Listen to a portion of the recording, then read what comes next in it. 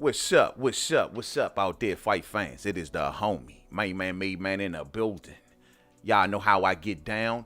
We talking boxing, man. Yes, sir. So look here, man. Fresh off that Canelo fight last night, right? Great fight, man. Canelo did his thing, becoming an undisputed champion, the first in history at 168 of Mexican descent. Salute, salute, salute. You know what I'm saying? Got the job done. That's what it is, man. That's what it is. But I noticed, and this is a common theme around the channel also, and we've talked about it, and I noticed that it's also trending today on Twitter.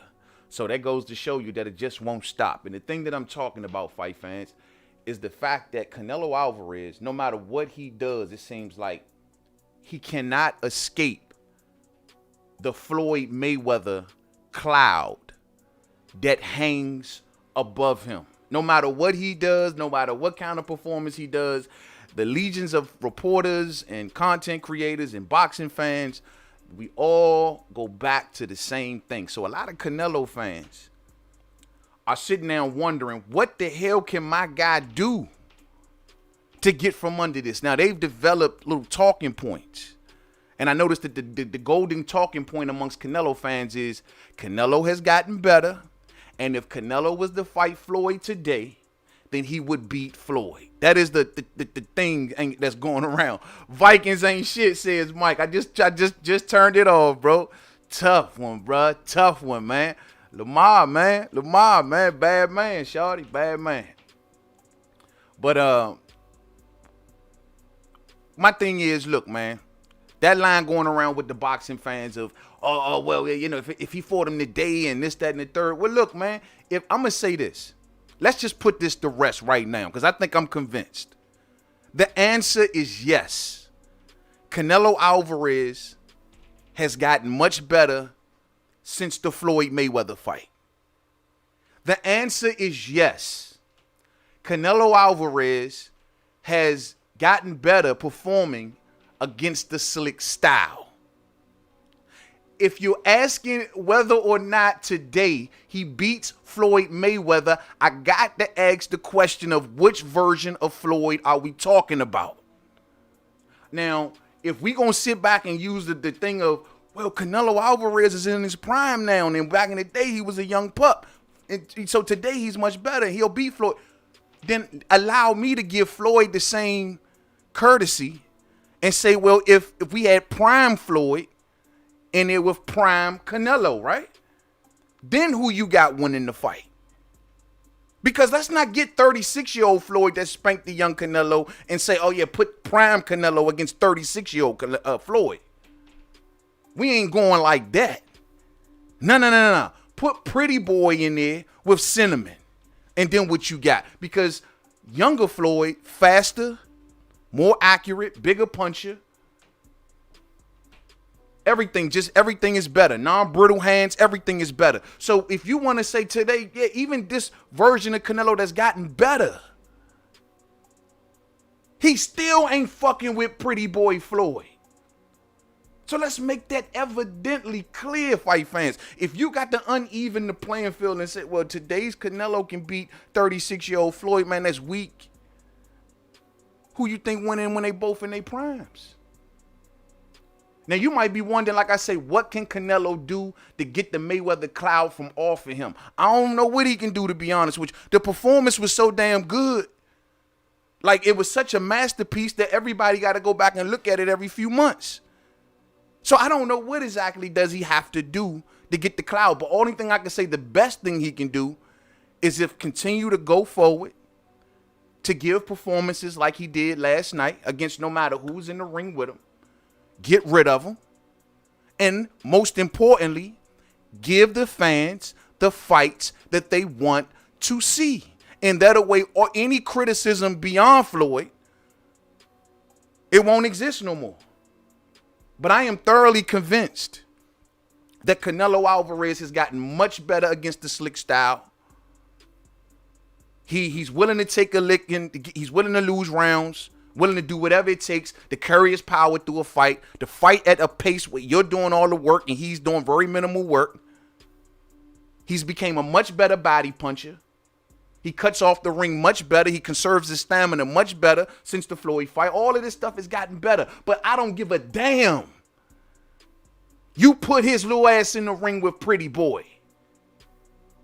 And he going down all day. Let's get to it, man. I'll catch up with y'all real soon, man.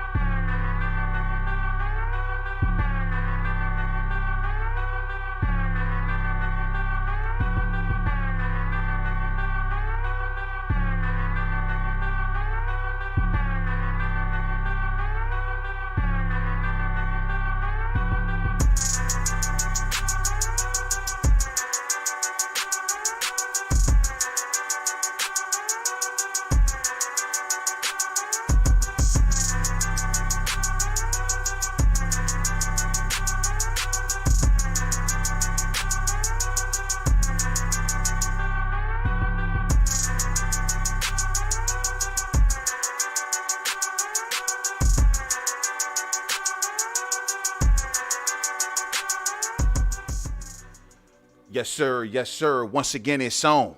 Once again, fight fans, it is an honor and a pleasure. I repeat, an honor and a pleasure to rock out with the boxing fam and the boxing fans. It's Sunday, so you know what that means. It's our time now, man. What up to the fam, man? I thought I'd get up on this joint a little early for y'all today, man. The last couple Sundays, I made it through here kind of late. So my Cowboys, hey, Mike, don't feel bad about them Vikings, Mike. My Cowboys, man, we took one today too, dog. You know, we lost to them Broncos, man. So, hey, I'm right in that same boat with you, champ, you know. So, now that my Cowboys, they got put down, I figured I'd get on here, maybe cheer myself up a little bit, man, and talk some real spill and talk this boxing, man. Salute to everyone that coming on through, man. I see everybody popping up in the building. I see my brother DJ Zion Love is in here, man. What's up with you, son? What's going on? What's up with you? I see my homie JP Mendez is on deck. What's up, man? What's up with you? Muhammad Ali, I see you, man, on deck. Muhammad Hamatola, my main man. What's up with y'all, man? How y'all feeling today, man? Aftermath talk, aftermath talk, aftermath talk. You know what I'm saying? So we're going to talk more about it.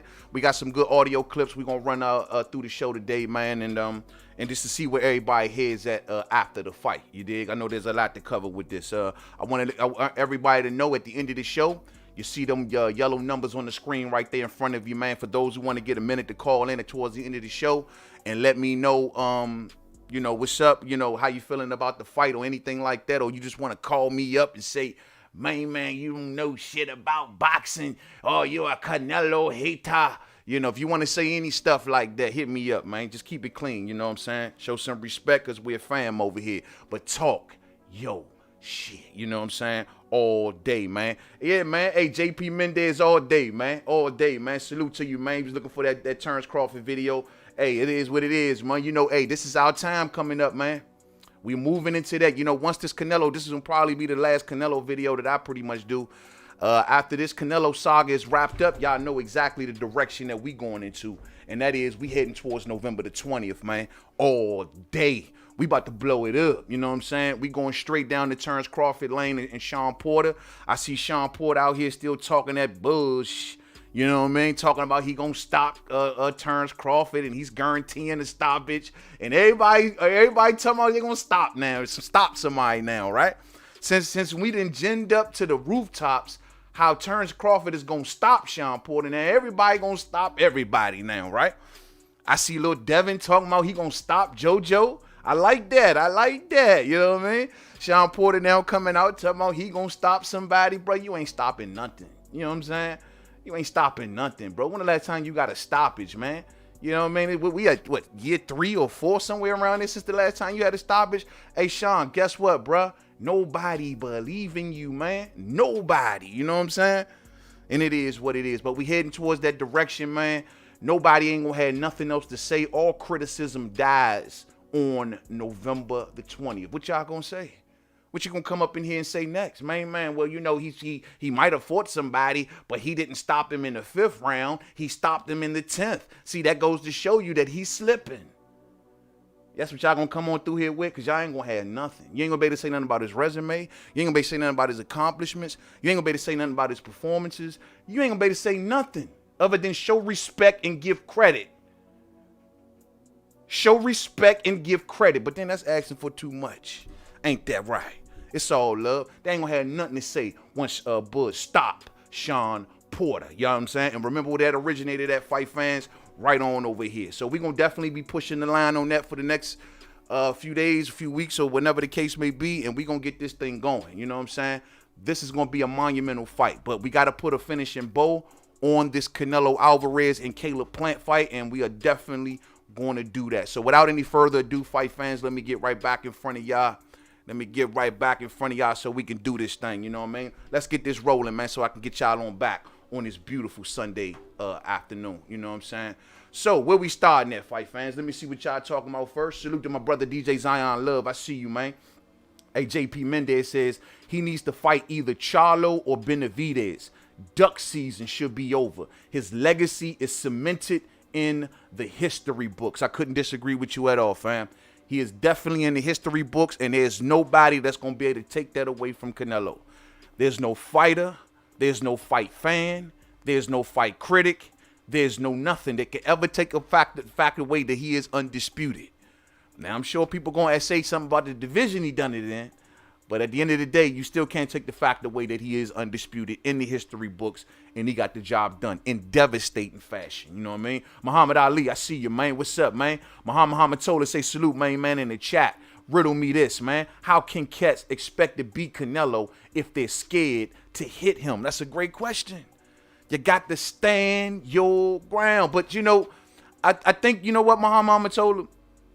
That may be the strategy going forward, because just like I was just saying at the top of the video, man, maybe people are just the slick talk and him fighting the slick style. Maybe people figure that he's gotten better and he can handle that a little better. So maybe the adjustment from future fighters might be to take a page, like I was saying prior to the fight, out of Gennady Golovkin, or maybe even to a certain degree out of Mayweather. A lot of people got hooked on the fact that Mayweather was so slick and defensive that they forgot the fact that Mayweather was also aggressive and walking down Canelo to a certain degree also. So maybe his future fight opponents say, you know what, we got to throw out the movement.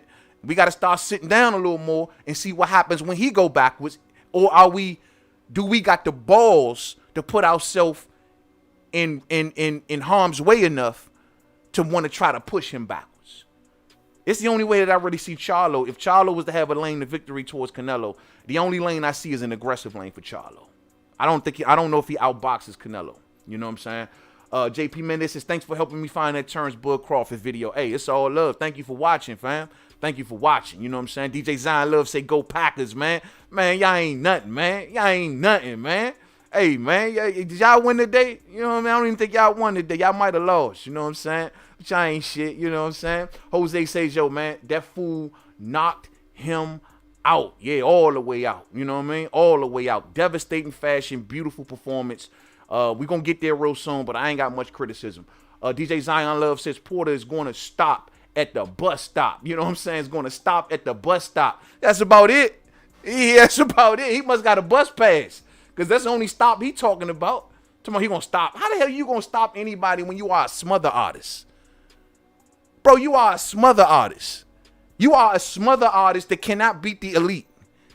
But you're going to sit around and stop a top pound-for-pound fighter, the number one pound-for-pound fighter in my book, in Terrence Crawford, a man that's on a knockout streak. You smothers your punches. You can't get nothing. Once you close range, all that shit look good, but ain't nothing landing. You undershooting, you overshooting, and you going to stop Terrence Crawford. Who believes you? You are a smother artist, and you better tell Kenny Porter to bring towels. Please don't leave the towels at home. Make them as bright as you can find them. Go get the neon orange ones, bro, because you want to see that towel going. I don't want to see you take an additional punishment. When the towel comes, we want the fight to go ding. So make sure you not only bring towels, but bring bright towels. Yeah, you might need to bring bright towels. I think that's the way to go. You know what I'm saying? Yes, sir. Andre beats Canelo, says Kahis. You think so? You say Andre got the style, man? Got the length, got the movement, IQ. Wonder how good his legs are. Like I said before, I believe in Andre. You know what I'm saying? And I believe that, I believe that his style definitely, I've always said it, gives Canelo problems. But physically, I wonder where Andre really is at. That's my only concern. And that was the concern with me and with Caleb. Same really concern. Physical. Andre last fight showed me something. He slowed down. And that wasn't like Andre to slow down that early in the fight. So I'm going to say I got to see it again. Like I keep on saying, before I put that jacket on him and say, yo, his legs are looking gone. But I can't see another performance like that last one he did, where he stopped about 3-4 rounds in and he wasn't moving no more. Andre is not a phone booth style fighter. That ain't what he does best. What he does best is uses that length and uses that boxing IQ. And he took me for a loop on that last fight. So we'll see. Muhammad Hamatola says Tank, Haney, Spence, and Charlo all gave Canelo major props last night. Yeah, that's about the lineup.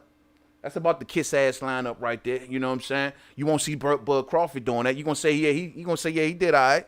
He did a good job, but he ain't fighting no slick black fighters. Bud going to keep it 100. But that's the kiss-ass crew right there. So we especially Charlo. Charlo's the leader of the pack. He is the kiss-ass leader. He is Canelo's kiss-ass leader. Charlo. You know what I'm saying? It is what it is, man. Uriel says, yo, man, Kayla Plant fought on the back foot wide fight and lived up to his name. Sweet hands. Love tap Canelo whole fight. Yeah, bro. He played pity pat, man. He was in there playing Miss Murray Mack last night, bro. All dressed in, you know how the little girls be doing, man. In there playing pity pat last night, bro. I was real disappointed with that. The bigger man. You know what I'm saying? Crawford stops Porter. I got him ahead of Canelo because he separated himself from everyone that he fought. Facts. Absolutely. Nothing left up to the judges' scorecards. All ending devastating fashion. Doesn't matter what weight class, neither. Translating through classes. God damn. I'm telling you, man, these next 2 weeks, we're going to kick a... And I'm telling y'all right now, fight fans, for anyone who's going to probably get mad at me over these next couple weeks, I'm going to be kicking up dust. Oh, yeah. All the Terrence Crawford's rivals are on notice. I'm telling you, I'm kicking up dust. Earl Spence Nation, y'all going to get mad at me. Y'all definitely going to get mad at me. I'm going to tell y'all right now. Canelo Nation, y'all going to get mad at me. Yep, I'm being honest. Y'all going to probably get mad at me as well. We're going to have a lot to say over these next few days. But today, let's go and do our thing, shall we? You know what I'm saying? So where we starting at first, fight fans? Where we starting at first? I want to go to this Devin Haney fight. Sit back to this Devin Haney situation because I didn't really hit a chance. And let me get this music up out of y'all ear, man. Hold on 1 second. Take that music on out, man. We're going to do it on the quiet for right now, man. And we're going to go back to this Devin Haney fight, man, because I didn't get a chance to cover this press conference in the fashion that I wanted to cover this press conference. So I got some audio clips, and we just going to kind of deal with some of the things that they were saying throughout of this press conference. Now, first off, let me just say, man, and this is why y'all got to rock with the homie, dog. Before either of these fighters opened their mouth or what they were going to do in this fight, we called this fight. We spoke on how this fight was going to go down.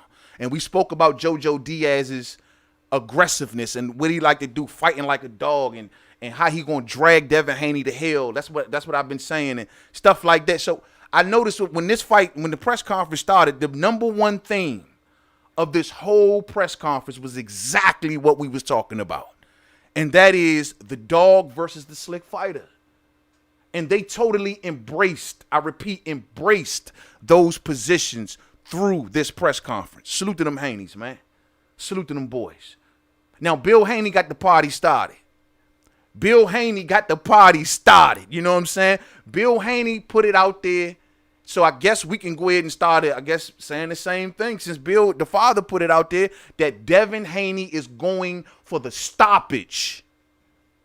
For the stoppage over JoJo Diaz. And I know a lot of fight fans say, well, man, that ain't going to happen.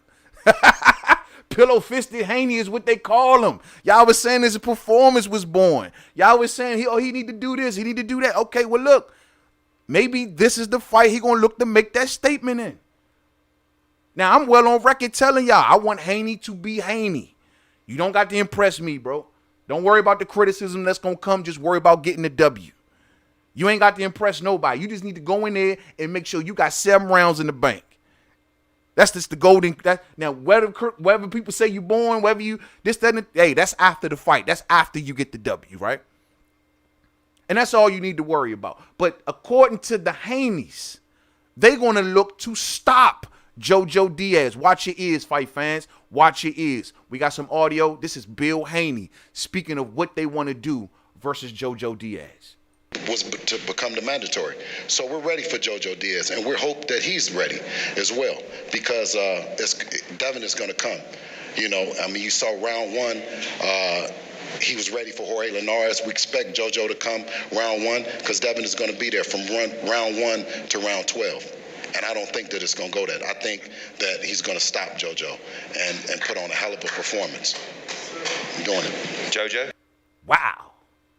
He going to stop JoJo. He said he don't see it going 12.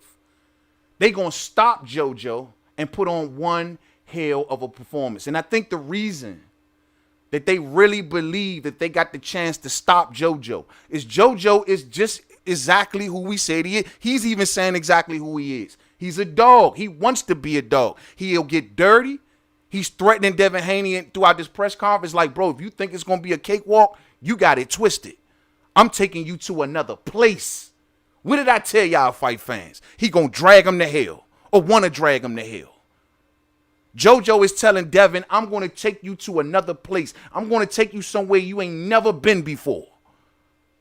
I'm going to give you punches from everywhere. I'm going to the inside. I'm going to try to cut you. I'm going to try to hurt you. That's exactly what he's telling Devin.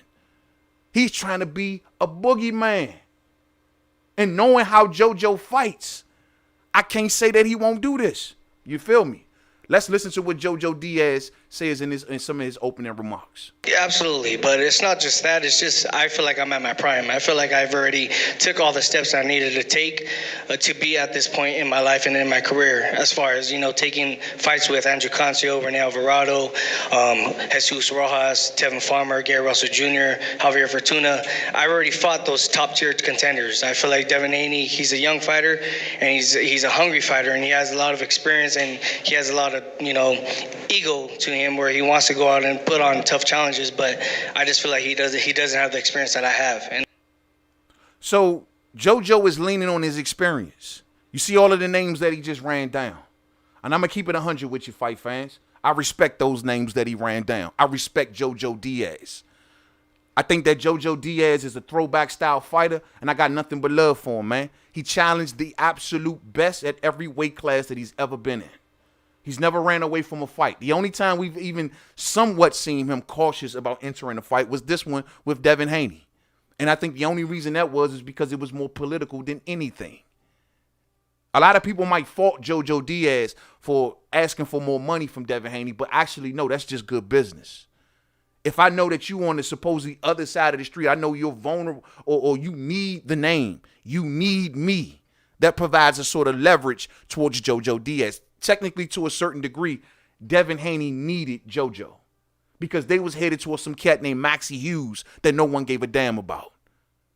So They needed the name of JoJo Diaz, and JoJo charged them for it, and I can't be mad at that. That's just good business. That's how you do business in boxing. That's just the way it works. But JoJo has never ran away from nothing, shawty. And everybody that he get in that ring with, he give them hell.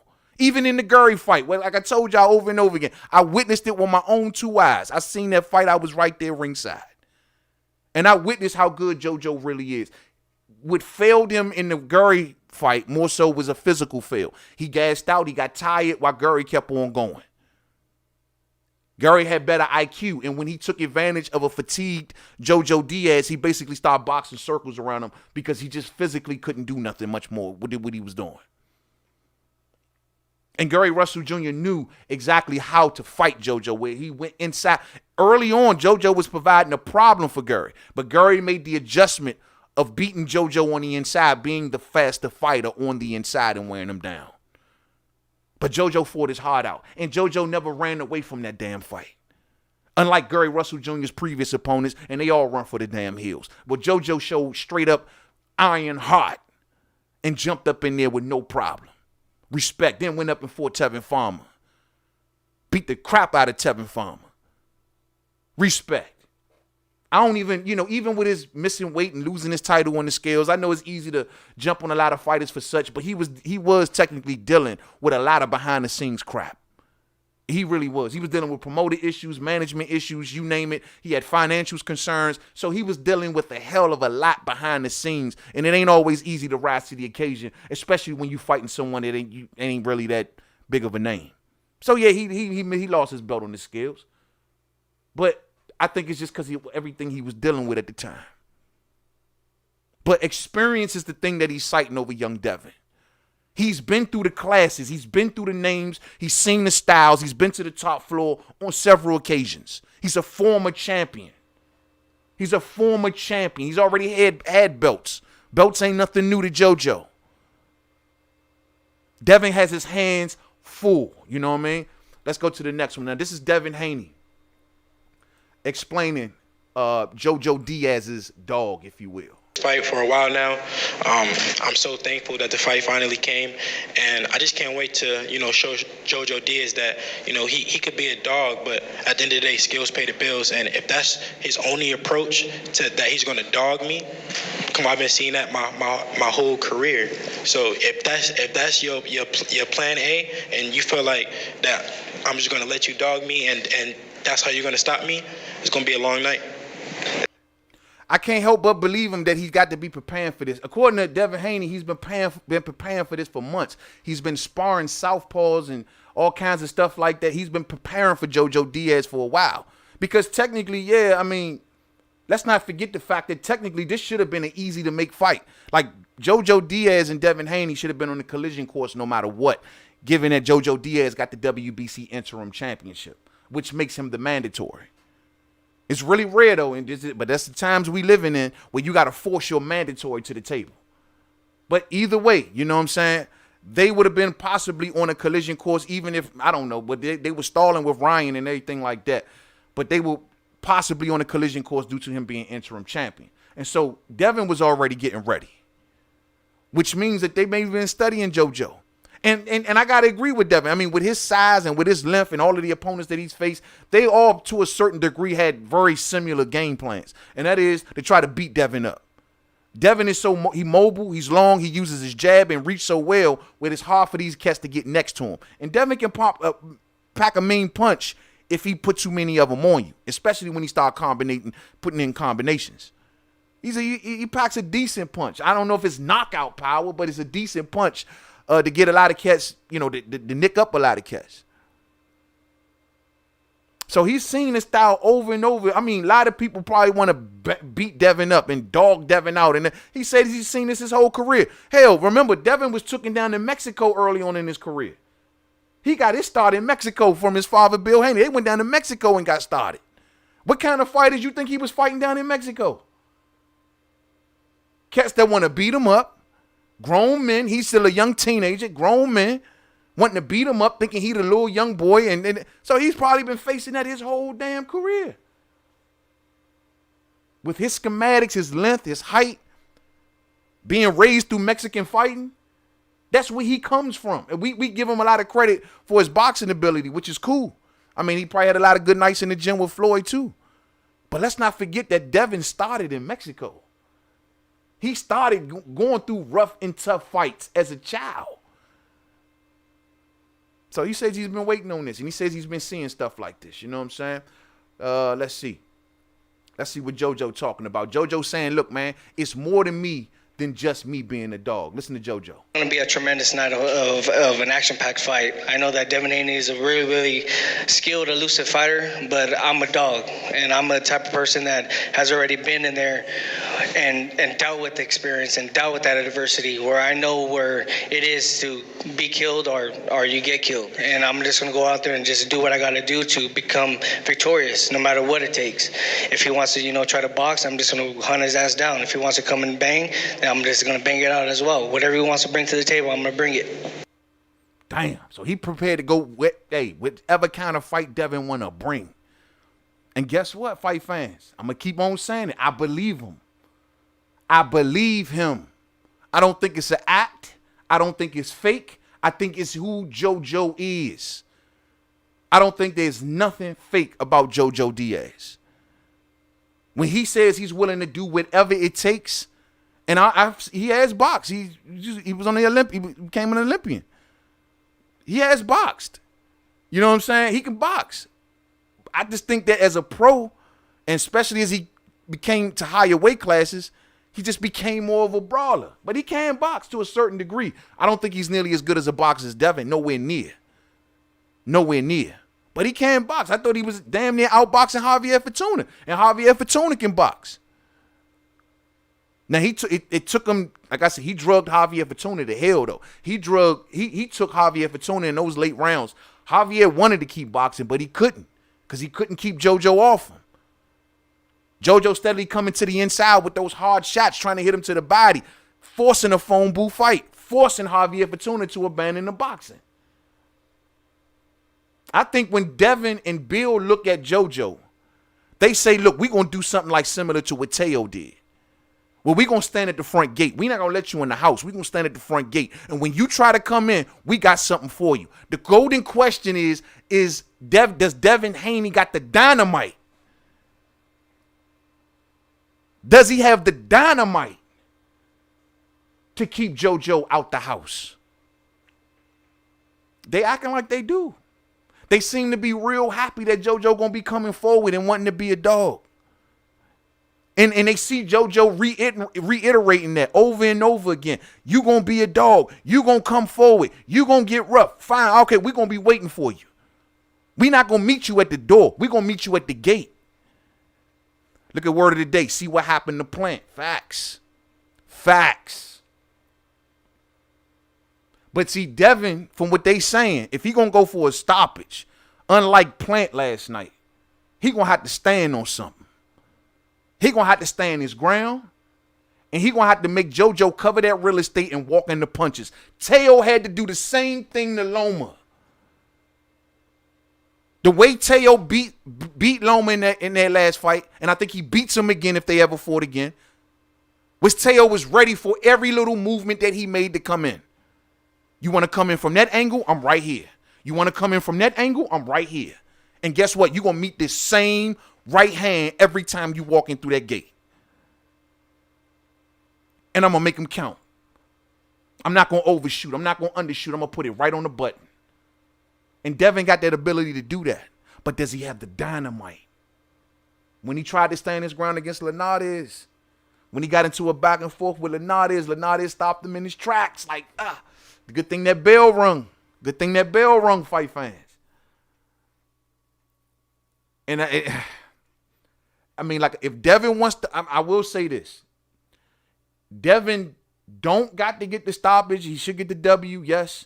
But I will admit, because it's the climate we living in, if you want to move the needle, if you want to get boxing turned up, if you do want to set things on fire, if you want the fans rallying behind you, a stoppage would be nice. It would be nice. But it ain't needed. I don't think it's needed. But if he want to entice the ratings to do better, or other promoters that want to do business with him and everything like that, It would be nice if he got the stoppage. It would be nice. It would be nice. But I ain't saying he got to do it. You know what I mean? I ain't saying he got to do it. Let's keep pushing. So on this one right here, Devin Haney is speaking about the things that only JoJo Diaz can do. So let's listen to Devin. Inside the distance, is that the statement that you want to make on December 4th? At the end of the day, skills pay the bills. You know, I've been. Hold on, let me pause right there. Hold on 1 second. Eddie Hearn asked him about what his father had said. Like, your father said you want to go in there and make this statement. Are you sure that you want to make? That's what you want to do? And Devin went away from the stoppage. He went to skills. Now that's why I say Bill got the party started. But putting the word, oh, he gonna stop JoJo Diaz. You know, when you say that, because we know, because we invented the shit. But when you say that, you know what I'm saying? You're gonna get things riled up, bro. And you're gonna have people expecting some sort of stoppage. So I hope you know what you're doing, Bill. I know you promoting, and I know you want to blow it up. But you now have set some parameters. And now Devin gonna have to try to live up to those parameters. But when they asked Devin, do you think you're going to get the stoppage? He went to skills, pay the bill. So let me start this over and run it on back. So listen from the top, fight fans. Inside the distance, is that the statement that you want to make on December 4th? At the end of the day, skills pay the bills. You know, I've been seeing guys come at me and try to do everything they can to win for forever now. I've always been a slick boxer, always had skills, so I done seen it, you know, over and over, time and time again. So I do feel like his style will be, you know, tailor-made for me. There's nothing that he can do to win. He can't outbox me. I will show him that he can't outbang me. I have the size advantage. I have everything, all the tools to win, which I am not doubting him. I know that he's going to come in there and try to do everything that he can to win, but I just feel like there's nothing that he can do. Damn. I'm going to be 100, shawty. After Devin ran that down like that, he convinced me. Hey, he hit every single department. I got the size advantage. There's nothing that he can do. If he want to box, I'm going to outbox him. If he want to bang, I'm going to outbang him. I think Devin sees himself as the bigger fighter. I think he looks at himself as the bigger fighter. And he basically letting JoJo know that it's nothing that you can do. But the way he ran that shit down methodically just now, hey, Slim, he convinced me. I mean, he hit it in every category. He hit it in every single category. Hold on. Inside the distance, is that the statement that you want to make? I've been seeing guys come at me and try to do everything they can to win for forever now. I've always been a slick boxer, always had skills, so I done seen it, you know, over and over, time and time again. So I do feel like his style will be, you know, tailor-made for me. He says that his style will be tailor-made for me. That's what they seeing right there. That's what I was saying. That come forward dude that's going to be right within range. I ain't got to find him. I ain't got to hunt him down. He going to be coming right to me. But when that happens, Devin, if you going to stand your ground and you want this man to come to you, you got to be ready. Now, Devin can fight off the back foot. He can make it an easier night for himself by staying on the back foot all night. And Devin don't slow down like a lot of cats do. He's still young. He carries his weight very well, and he does not slow down like a lot of other guys do. He doesn't. And not to mention, he conserves his energy very well. Devin does at sometimes stop the moving sometimes, but when he does, he still fights at range. Like he may take little scoots to the side or little scoots to the back. He don't be overly moving the entire fight. He'll start scooting and keeping himself within range. And he carries his stamina well throughout of a fight. I can't really recall, and maybe there's a fight that y'all can recall that I can't, that Devin got like grinded down to a halt. You know what I'm saying? Like it even Linares didn't grind down Devin to a halt. I mean, none of these cats grinded Devin down to a halt. So it'll be interesting to see if JoJo. Now, JoJo is the best aggressive fighter perhaps that Devin has ever faced. Perhaps can be honestly argued on paper. Yeah, you know what? The best opponent, period, that Devin has ever faced. The best opponent, period, that Devin has ever faced. So for us to say that a lot of those previous guys couldn't do it or didn't do it, this is technically the best he's ever faced. So, and JoJo is damn good at that aggressive style. We'll see if he can grind down Devin to a halt, but haven't seen it thus far. Let's listen to a little bit more of Devin.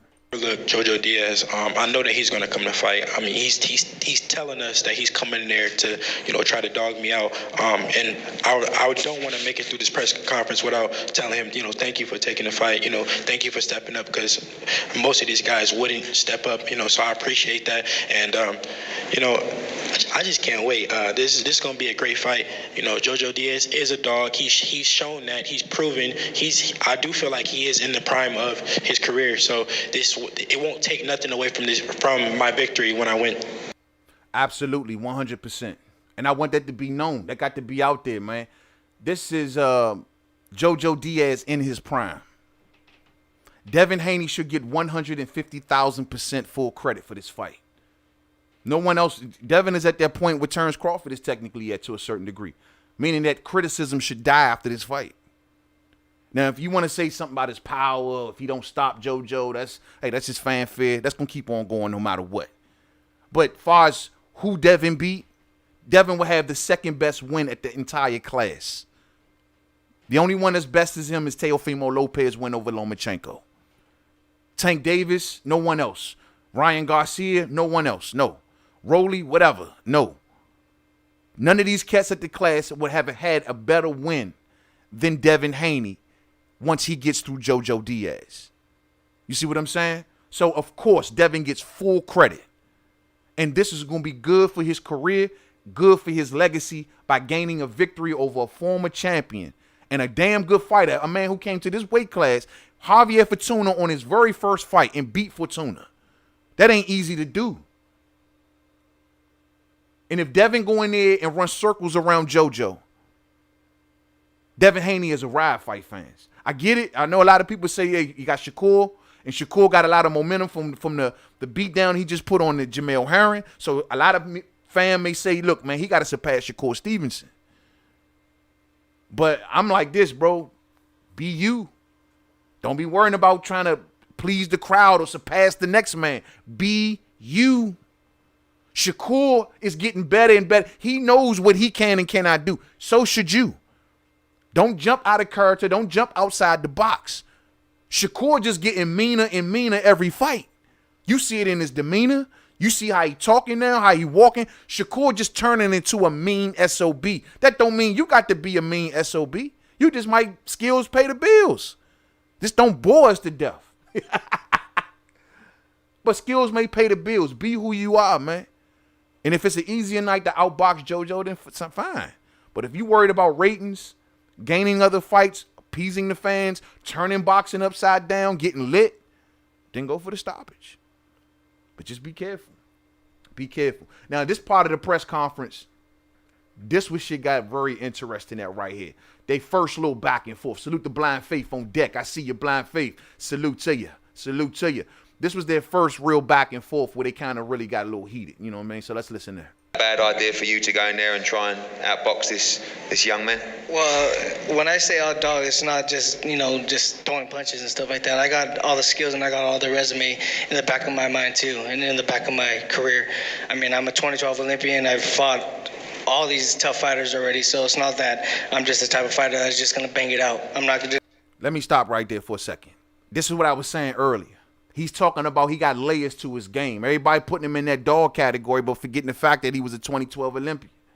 Forgetting the fact that he's seen several different styles. And to make it to the, to get considered for the Olympics, well, that speaks volume within itself. Got to have a certain level of boxing in you to make it that far. I always say the same thing about Deontay Wilder. They be like, well, Wilder ain't got no skills. Oh, Wilder ain't got, but how the hell do you get a bronze medal in the Olympics when you got to be damn near a good boxer to win?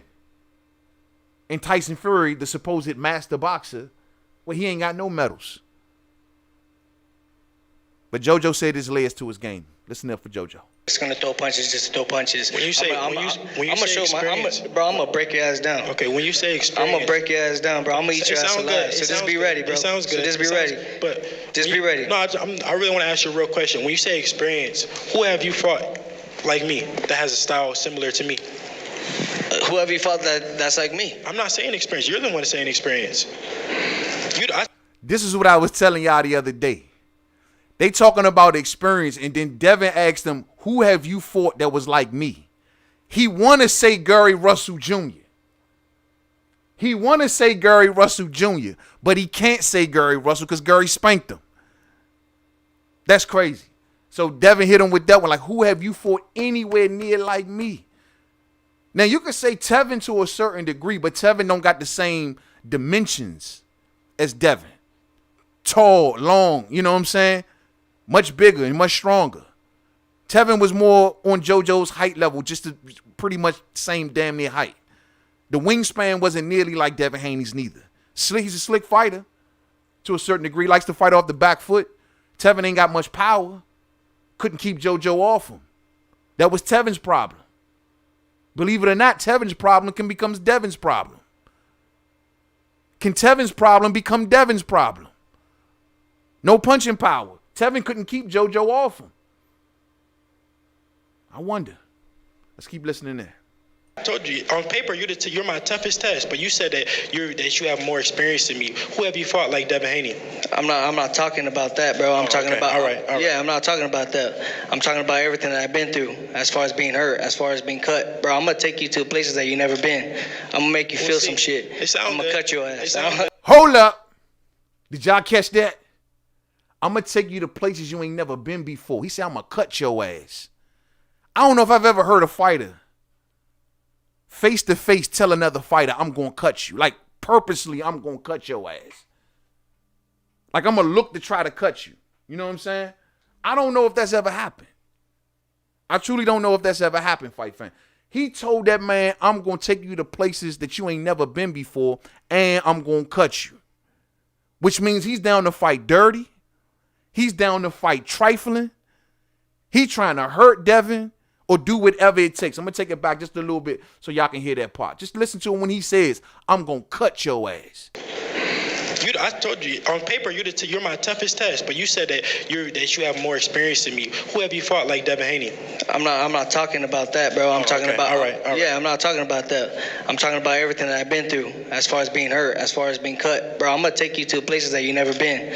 I'm gonna make you feel some shit. I'm gonna cut your ass, bro. I'm telling you, bro. You better hope that you got a good referee. You better hope that you got a good referee, because don't make excuses. Don't make excuses now. Don't make excuses now. I'm not making no excuses. All right. I'm coming ready, bro. Listen, I'm coming ready. I'm not worried about no referees. Just I'm not be worried ready, about bro. no Just judges. because I'm gonna it's me and you in there. You sound good. Hey, hold up. This fool said, man, you better make sure you got a good referee.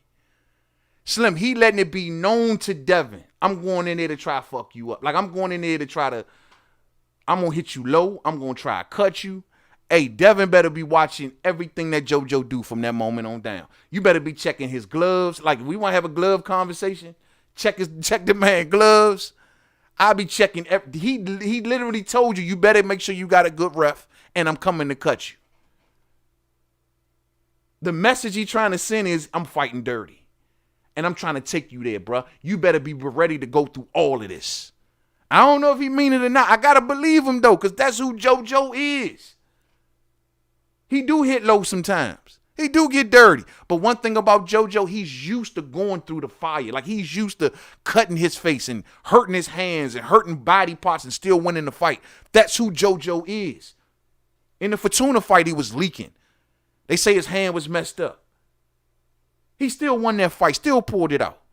JoJo is used to fighting from a, I guess, tired, depleted, bleeding, cut standpoint. That's hell. That's home sweet home to JoJo. And he want to bring Devin there. Damn. That's crazy, champ. He told him, man, you better make sure you have a good ref. Get no crystal clear than that. This is more of that debate right here. all the trials and tribulations in my life and in my career. And now that I got my son and my family and my little baby boy, man, that just brings me that extra motivation to just go out there and just risk it all inside that ring. So skills pay the bills. I'm just going to fuck him up. I don't care what you've been through. Skills bro, pay the you ain't bills. got no, you got skills, bro. Got no skills. You got skills, but I'm going to fuck you up. I got skill too, though. I got skill too, though. Skills pay the bills. I got skill too, though, Buster. It don't matter what you've been through or what that don't matter in the ring. I don't care about none of that. Listen, you can be through whatever. When you get in the ring, we'll see. Skills pay the bills. Keep that jab up, right? Skills pay the bills. Keep that jab up. Don't get your game plan out now. Keep that jab up. Hold up. Did he just tell him to keep that jab up? Keep that jab up? Devin say, hold up, don't give away your game plan now. What you trying to say? Keep the jab up so you can get up under the jab and make it to the inside? Did you just give away part of your game plan right there? You know, Devin Haney, after this was over, when he was having little interviews or whatever with reporters, he says that he got under the skin of JoJo Diaz. I mean, got to the point where he started revealing the game plan and stuff like that. I actually agree. Like, even when you watch this press conference, body language-wise, JoJo was a little frazzled at this point in the press conference. Just a little bit. I mean, he was a little frazzled, and he started kind of spitting off at the mouth, and he did go a little bit into his game plan. I mean, just listen up, fight fans. Jab up, right? Skills pay the bills. Jab up. Don't get your game plan out now. Don't give your game plan out now. Listen, don't let me get you unfocused. Like, keep that jab up. Keep that inside. You and your team, keep that with y'all. Listen, I don't want to hear no excuses. Listen, you'll see. Well, I think that makes it crystal clear right there, y'all. It looked like JoJo Diaz wants to go to the inside. He wants to get up under that jab. He said it, keep the jab up. The only reason he would even remotely tell Devin Haney to keep the jab up is if he wants to do his best Canelo impression, and that is get around that jab, get up under that jab, get to the inside, and cause a bunch of damage. Well, I think Devin is expecting that. And Devin feel like that's the only way that you got a chance to win anyway. And that gives them the best chance for their stoppage. That's crazy. That's crazy. This was interesting, fight fans. I'm looking forward to this fight right here, man. It's going down, November the 27th? November the 27th, towards the end of this month. Well, we about 3 weeks away from this particular fight, man. It's going down. This is going to be one hell of a fight. It's going to let us know if Devin Haney has arrived. It's going to let us know. It's honestly, if JoJo pulls this out, he literally goes to, another chapter is written in his career. And he's now heading in a really great direction. Like, the level of talking about JoJo Diaz increases big time. He's taken much more seriously. He's not forgotten. He's mentioned. He's considered in pound-for-pound discussions, perhaps. I don't know. Perhaps. I mean, he's moving up, and he's winning. And this is the WBC champion. If JoJo wins this, after what he did to Tevin, yeah, he lost to Gary, and he won before Gary. If he I ain't gonna say, well, he's probably not, he ain't no top 5 pound for pound, maybe not even top 10, but he's definitely like top 15, top 20, like he's up there. His level goes up big time. He's taking much more serious, and he's gonna become a very attractive opponent for a lot of fighters, if he beats Devin Haney. It's gonna be a great fight, man. It's gonna be a great fight. I'm really looking forward to it. As of right now, even this is not a prediction at all, and I'm going to keep watching these fighters as we get closer to the date, but I'm leaning Haney right now. Right now, I'm leaning Haney. Look how he looks. He doesn't look like the best of shapes right here, but I'm leaning Devin Haney. We'll see as we get a little closer. You know what I'm saying? All day. Now, another thing about this particular situation is that right after this press conference was over, something I found real interesting right after this press conference was over. Hold on one second. Oh, here you go. I want to talk about this cat. That's my main man. I want to talk about him for a minute, man. My man, Teofimo Lopez. Now, I'm not going to play no audio from this because this comes from another content creator. So I'll just sit here and just talk about what we seen in this confrontation. If you go over to Fight Hub TV, they got a video posted of Teofimo Lopez meeting up with Eddie Hearn right after the press conference that we just heard. And these two got together right on camera. And I'm going to tell you something, man. I got a lot of respect for Teo. Inside that ring, I think Teo a bad boy. He the king of 135. He ain't got to fight Loma. He ain't got to do shit. You know what I'm saying? They got to get like Teo. If Loma want a rematch, then tell Loma to go down and wait and challenge Shakur Stevenson if you want some belts, I'm saying. You want some belts, go face Shakur. Teo got things to do. He looking towards Josh Taylor. He looking towards Javante Tank Davis. If you would have won Vasyl Lomachenko, you wouldn't have gave no rematch. You would have ran your happy ass over there back to the Ukraine and act like Teofimo Lopez don't exist. So Teo ain't got to do shit. And Teo try and get paid. Period. Bob owe him. Bob ain't pay him jack crap for the Lomachenko fight. And we're going to talk about that in a second. Now, during this meeting right here, as much respect and admiration as I got for Teo inside that ring. This shit here, I mean, it's his business, I guess. It ain't no big deal. But, dog, the way he looks at Eddie Hearn, he wants Eddie Hearn to promote him so bad. Like, every time, like, there's a video out of Teofimo running into Eddie Hearn. Like, the way he gazes into his face, the way he just like, man, you're just such a great businessman, and you're so this, and you're so that. I mean, he wishes that Eddie Hearn was his promoter. He wishes that Eddie Hearn was, every time him and Eddie Hearn are face to face, he starts confessing all of his problems to Eddie. And they start talking bad about Bob. I mean, don't get me wrong, Bob might treat him bad, and I'm sure he do. And so Teo want to get low. But Teo also knows that at every turn, at least in the recent times, it's been Eddie Hearn that's been having his best interests at heart. Think about it. When the Kambosos fight came up, aside from Triller, who was the highest bidder? Who treated Teofimo Lopez with respect? It was Eddie. Since Teofimo Lopez has been over there with DAZN since Eddie won the purse bid, right? He has gotten more promotion over there where he is than he has ever received. The Devin back and forth that he had on camera. What happened to the meeting with Bob? What happened to the meeting with Bob? What happened to the meeting with Bob? Like, that shit was lit. That got people talking about Teo more than I can ever recall. Or then the back and forth that him and Devin had on camera, like they had another one back and forth, like on a show. They had a back and forth. And then on top of all of that, you running into Eddie Hearn. And then last night, Canelo Aleverez brings Teofimo Lopez on stage and puts all of Teofimo Lopez's belts beside his. So now that you've been over there with DAZN, you've been promoted alongside Canelo. You done had the big dust up with Devin. And now, after all of this is all over, you got to go back to boring ass Bob. You got to go. You got all of the fights that would do great for it. Like, he could stay over at DAZN right now. And he can have Devin. He can get Ryan. Like, that's where they are. They over at DAZN. But after his Kambosos fight, he got to go back to Bob. Doing this face-to-face, he even, and Pops had to grab him and say, hey, well, you're going too far. Chill out. Everybody ain't got to know this information. He blurted out the information of, I only got paid $600,000 for Lomachenko. He told Eddie that Eddie looking like, ooh. Like, damn. And Eddie telling him, bro, you should be a bigger star. If I think what Eddie is saying without saying, if I had you and you beat Vasyl Lomachenko, man, I would have made you a 20 times bigger star than what ESPN and Bob is doing. I mean, the man came off the Lomachenko $600,000 fight.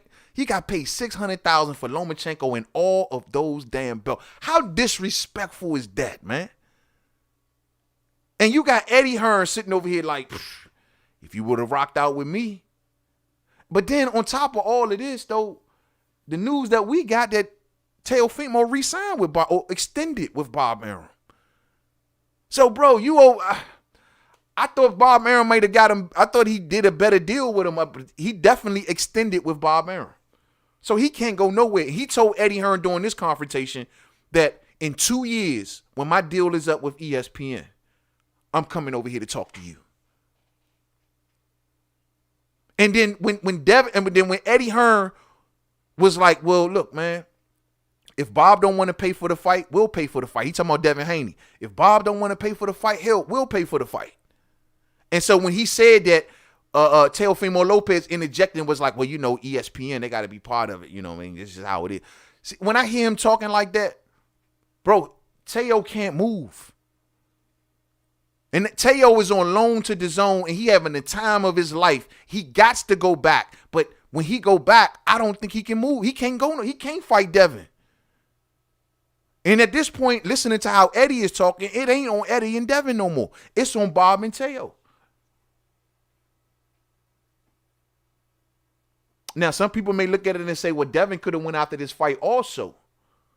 Devin could have went after this fight also if he would have went over there and signed with Bob Arum.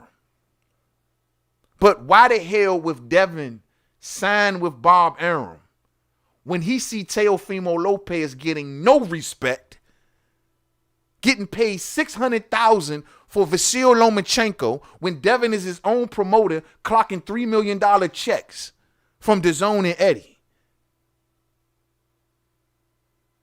So I feel bad for Teo, man. But Teo, he did resign and he did extend. But Teo, I don't think anything is realistic over there with DAZN. Teo is enjoying all of this promotion, but he know ain't nothing gonna happen. Eddie knows it. Eddie telling him, we'll pay for you. Clearly, ESPN ain't happy with Teo being on loan because Teo cited ESPN. He didn't say about Bob. It's ESPN. He like, nah, ESPN ain't. They got to be part of it. They got to be part of it. Teo can't go nowhere. Teo stuck like Chuck. Teo was over his grandmother's house for the weekend eating up all of the cake in the refrigerator. And then he got to go back home to his strict parents where they feed him Brussels sprouts every day. You know how that feeling is, fight fans. When you go over your grandparents' house for the weekend and you eat all the good stuff, eat all the good things you want. You had the time of your life. You can stay up as late as you want. Grandma always looking out for you. But then when you go back home, your parents are strict. You better be in bed by a certain time. You got to do this a certain kind of way. You back on strict time. But you can't wait to go back over grandma's house for the weekend, right? Well, that's where Teo at right now. Teo lit right now. When he go back to ESPN, it's going to be a snore fest. He ain't going to have nobody to kick up no dust with. Damn. But he was straight up fangirling. He was straight up fangirling over Eddie Hearn, champ. Fangirling. You know what I'm saying? Straight up fangirling. So, I got to give it to Teo, man. Make the most of this opportunity. You know what I'm saying? Even Triller wasn't promoting him as good as he's getting promoted over there with DAZN and Matchroom or whatever is going. Like, he's being promoted better than anybody. And even Pops, Teofimo Sr. Well, Bob is okay with it. Yeah, Bob is okay with it, right? Bob is okay. Look how they looking at Eddie. Look how Teo Sr. looking at him. They want to be in business with Eddie so damn bad. I mean, I really saw this in this interview. At first, I was like, I ain't think really much of, but now, nah. Nah, bro. I mean, this was just straight up fangirling. So, Teo, man, enjoy yourself over your grandma's house, man, but you're taking your ass back home real soon. You know what I'm saying? I'm going to see what some of the fam talking about before we move on to the next one. You know what I mean? Yes, sir. Uriel Thomas on deck. What's up, fam? What's up with you? He said, quiet as kept. I'm still not sure who Haney is once he fights a true A-level fighter. I mean, I think that this is the one that should give you that answer, man. I mean, like I say, this is a great measuring fight at anything. JoJo is the real deal. JoJo is a former champion. Beating JoJo, especially in devastating fashion, that's a good thing. That's a good thing. You know what I mean? That's a damn good thing. And that should be a damn good measure for y'all for Devin Haney. You know what I mean? Word of the day, I see you, man. Salute to you. Salute to you. Muhammad Hamatola says, I asked this question the other day. How come these fighters are going after JoJo like crazy and not mentioning Gary Russell who beat him? That's real cool. Hey, funny. No one mentions that Gary beat him. And, you know, every win that JoJo gets makes Gary legacy look better and better. That's real funny. They'll fight the guy he beat, but they won't fight him. I hope Gary Russell Jr. gets that Maxeo fight. That's the one, y'all know that's the last video that I did about Gary Russell Jr. He's supposed to be facing that Pacquiao fighter, Maxeo. So we'll see. Hopefully that all comes to fruition, man. We seen Ray Vargas fighting last night too, right? Ray Vargas fought on the undercard. He was supposed to be Gary Russell Jr.'s fight when he moved up to 126, but I don't know. He injured, he ain't injured, whatever the case may be, man. After watching him fight the other night, man, Gary's stopping that dude, dog. Gary's stopping that dude. Too long, too lanky. Gary will get to the inside, be too damn fast. You know what I mean? Way too damn fast.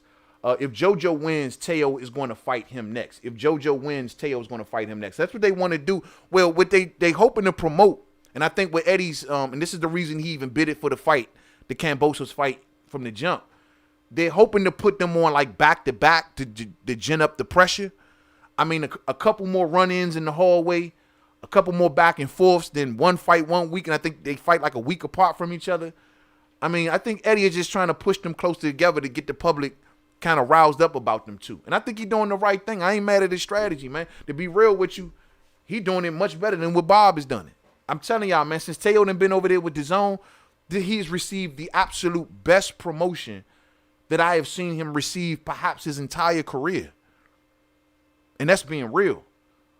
You know what I mean? I mean, all of that challenge stuff and let the strong dude hit you in the stomach, all that goofy shit. Man, look, man, the shit that got the people riled up is you and Devin. Not to mention, I know Teo is tired of people saying that he almost undisputed. You hashtag almost undisputed. You tired of Josh Taylor saying that to you? You tired of all of the fight fans saying that to you? You should tie it up. He should tie it up. But I got a strong feeling that Bob Arum, he got other plans. Bob ain't going to let this go, even if Eddie chose to want to pay for this. It ain't about that. They want Teo on ESPN, period. They want Teo on ESPN, period. The last time I seen Bob send someone that was worthy of a name over there to fight an Eddie Hearn fighter of statue was Vasil Lomachenko when he went over there and fought that dude that Ryan Garcia beat, Luke Campbell. He went over there to the zone, and Loma had to go right back the very next fight and ain't been back since. That was a crap fight that they knew Loma would definitely win. It wasn't risky. But sending Teofimo Lopez over to the zone to fight Devin is very risky, and they see it. It's a good fight, though, man. It's a real good fight. Just the way boxing works, fight fans. JoJo throws hard body shots. Let's see if Haney can take them all day. All day. Salute to the homie Bruce Goes, man. I see you on deck, family. What's up with you, man? What's up with you? Chilling. You know what I'm saying? Yeah, man. JoJo Diaz, when he goes to the body, he goes hard. And he throws them in bunches. And he don't stop coming. There ain't no blood. There ain't no swollen eyes. There ain't no broken bones that's going to stop JoJo Diaz from coming forward. It's going to take a silver bullet, a few blow darts, and a bazooka. If you ain't got nothing like that, you ain't stopping JoJo Diaz all day. Let's keep it pushing, fight fans.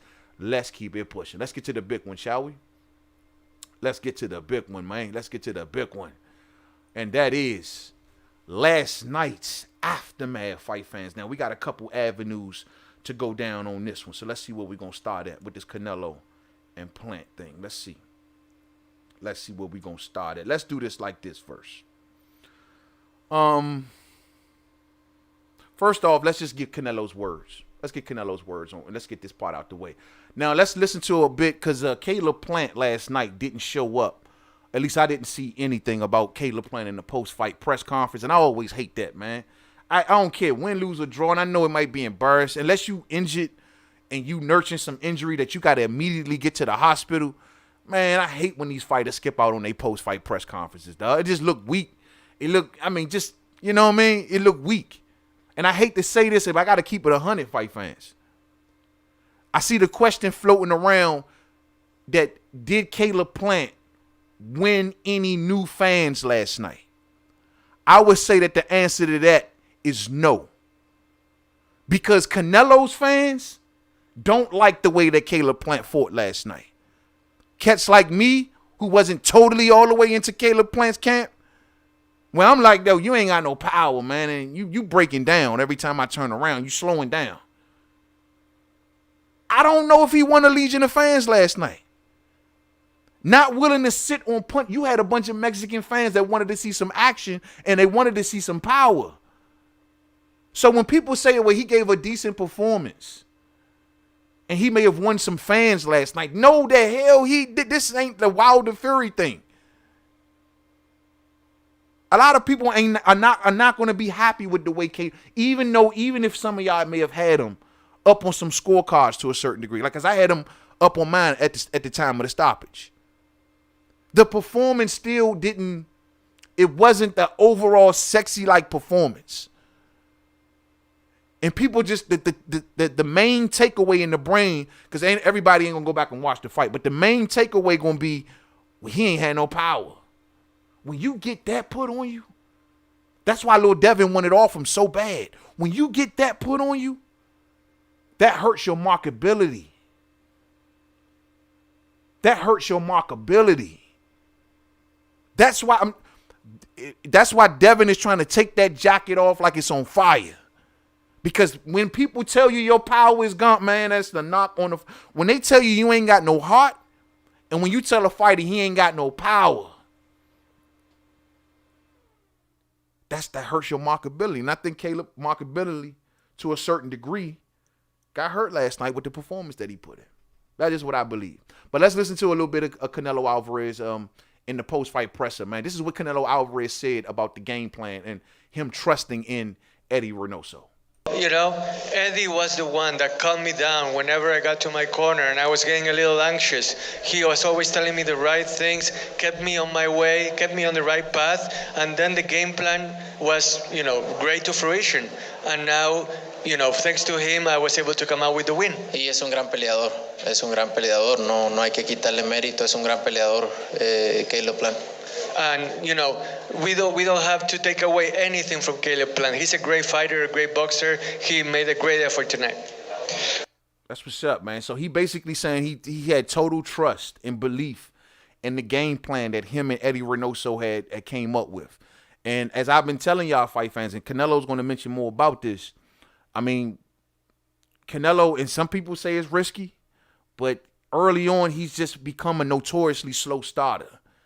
And you can't be deceived by the first 3-4 rounds of a Canelo fight no more. Because when we talk about who he is since the Mayweather fight, well, this is who he is, especially since that fight. Now, he used to start much more faster back in the day. Now, he kind of takes his time. Now, he's in that downloading process period early on in fights. And most importantly, he is not trying to blow his tank. Because he's going to want to carry that power through the fight, all the way through the fight. So when people see people putting hands on Canelo early on, man, that shit is fool's gold. It is fool's gold. And he knows I'm willing to give that up.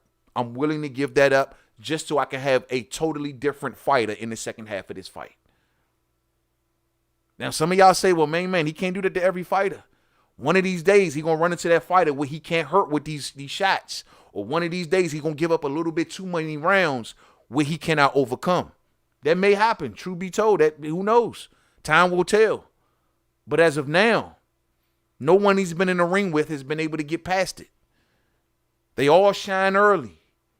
They all look good early in them opening rounds. But they always break down.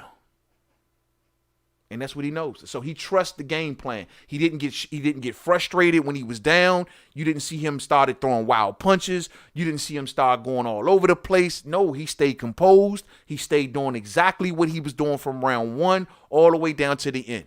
That's one thing you got to take away from Canelo in this performance. His poise. His reliance and belief in his game plan and his belief in his trainer. Speaking of which, we heard the news that Virgil Ortiz, I meant to cover that tonight. Damn. Virgil Ortiz now linking up with Eddie Reynoso, joining the Reynoso gym. Virgil Ortiz now getting down with it. He see that the upper body movement that those fighters over there are working on. And there has been some sort of criticism for Virgil Ortiz of he needs a little bit better defense. Well, I would think that the main reason that he's running over there to Eddie Reynoso is to get that upper body movement working. To stay out of the way of some of them punches. Virgil do need to work a bit better on his head movement as well as upper body movement. And I believe that Eddie Reynoso has been the one delivering that style or that attribute right now, probably better than any trainer in boxing. So when people see Virgil Ortiz making his move, I think that's the reason. Virgil knows he's about to go to the next level. And he cannot have leaky defense like we've been seeing in the past with some of his fights. So he's adjusting now before he enters into that level. Because when he walks in there with the boots, when he walks in there with a Earl, if he walks in there with a Terrence, that leaky defense, bro, you cannot be that way. You can't be that way. So he knows. So he's now hooked up with Eddie Reynoso, and I ain't mad at that, man. You didn't play audio on Teo and Eddie's audio. Nah, I can't, bruh. I didn't play that audio because of copyright issues. You know what I'm saying? That's an actual another content creator. That was a press conference we played a little earlier. But I'm not taking no one else's video. I don't do shit like that. You know what I'm saying? Go to another channel that do all that stealing shit. But let's keep it pushing. Was what was the outlook of the fight for you? And Canelo said that the fight itself was exactly as they had envisioned it. The first few rounds, they were tough, but then it ended up turning out just like we envisioned it. We were able to execute our game plan, and we were really happy with how it turned out. See? He said the fight happened exactly like he envisioned it. Exactly like he envisioned. They envisioned to go be down or struggle in those first early rounds, but they also envisioned in the end that they will be victorious and be the stronger fighter. That's exactly how the fight went. That's exactly how I predicted it. Damn, I'm good. That's exactly how I predicted it. And that's exactly how the fight went. So for people to say, oh, Kayla was doing all, and you know, I maybe it's just me, but I'm just not over the moon about it. I don't think that Caleb deserves a bunch of attributes. I didn't like the performance he put in last night. I just didn't. Regardless of if he was boxing well on the scorecard. I didn't like the fact that he was the bigger man, looked like he was being bullied by the little dude. I didn't like it. I didn't like the cosmetics of it. I just didn't like it. I expected a little bit more from Caleb. I thought Caleb was much more war-torn than that. So everybody like he was putting on this phenomenon. Man, that shit was done by design. Canelo planned on giving up early rounds to this dude. He planned on that. So, I mean, I think I'm with, he's saying that was the vision. I think that's exactly what the vision was. They knew through them first 5 or 6 rounds, they could either be down or be dead even. But they knew it was going to be tough. I did not expect for no Caleb Plant to stop moving after round 3 and take off 3 or 4 rounds and then pick it back up in the second half of the fight. We all said round 8, fight fans. He slowed down in 3. I didn't like it. Didn't like it. This is what Canelo says about the first 5 rounds. Yeah, I was a little frustrated, especially in the first 5 rounds up until the 5th round. But then again, also the second part of the fight, it was exactly how we envisioned it. And in the end, we came out with the win. That's all that matters, really. So in the end, even though the frustration was there in the first 5 rounds, the second part, it was ideal. Period. He said he got a little frustrated, but he sure ain't let it show. And it didn't throw his performance off.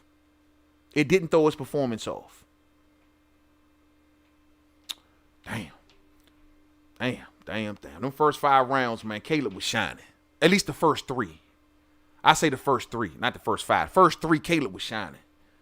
I mean, I ain't understand the performance. How he just stopped overly moving, wouldn't sit down on anything, didn't even attempt to push Canelo back for real. Even when they fought in close quarters, he wasn't coming forward. He was fighting in close quarters and standing in one spot. Like he was standing in one spot and kind of moving at the waist back and forth, trying to slip and dip punches. But he wasn't like putting no aggression with it. He wasn't coming forward. Putting Canelo on his back heels, at least trying it and see what it would do. If I'm not going to move that much, then fine, at least let me try this. But don't just stand there trying to move at the waist, absorbing punches, and then flipping a little jab here and there. And then the right hand was so sporadic, man. I just didn't like the performance, fight fans. I just didn't like it. I just didn't like it. Let's keep it pushing. Canelo versus talking about working with PBC in the future. PBC, Al Haymon, everybody treated me so well. The question was how happy Canelo was about having his first fight with PBC. Canelo said that Showtime, PBC, Al Haymon, everybody treated me so well. I felt really comfortable, and all I can say that overall, end-to-end, excellent. And next question is Dan Raphael here. PBC, now we could say this in the, I guess, aftermath, right? Since it's all coming to it, this is all like the final of it. PBC got duped. PBC got duped. $50 million you paid for this fight. Canelo came over there, took Kayla Plant's belt, $40 million, and walking out the door, leaving you with the bill. Y'all couldn't even get one extra fight from out of Canelo. Terrible business, fight fans. What are you talking about, man? PBC had all of the leverage in the world in this situation.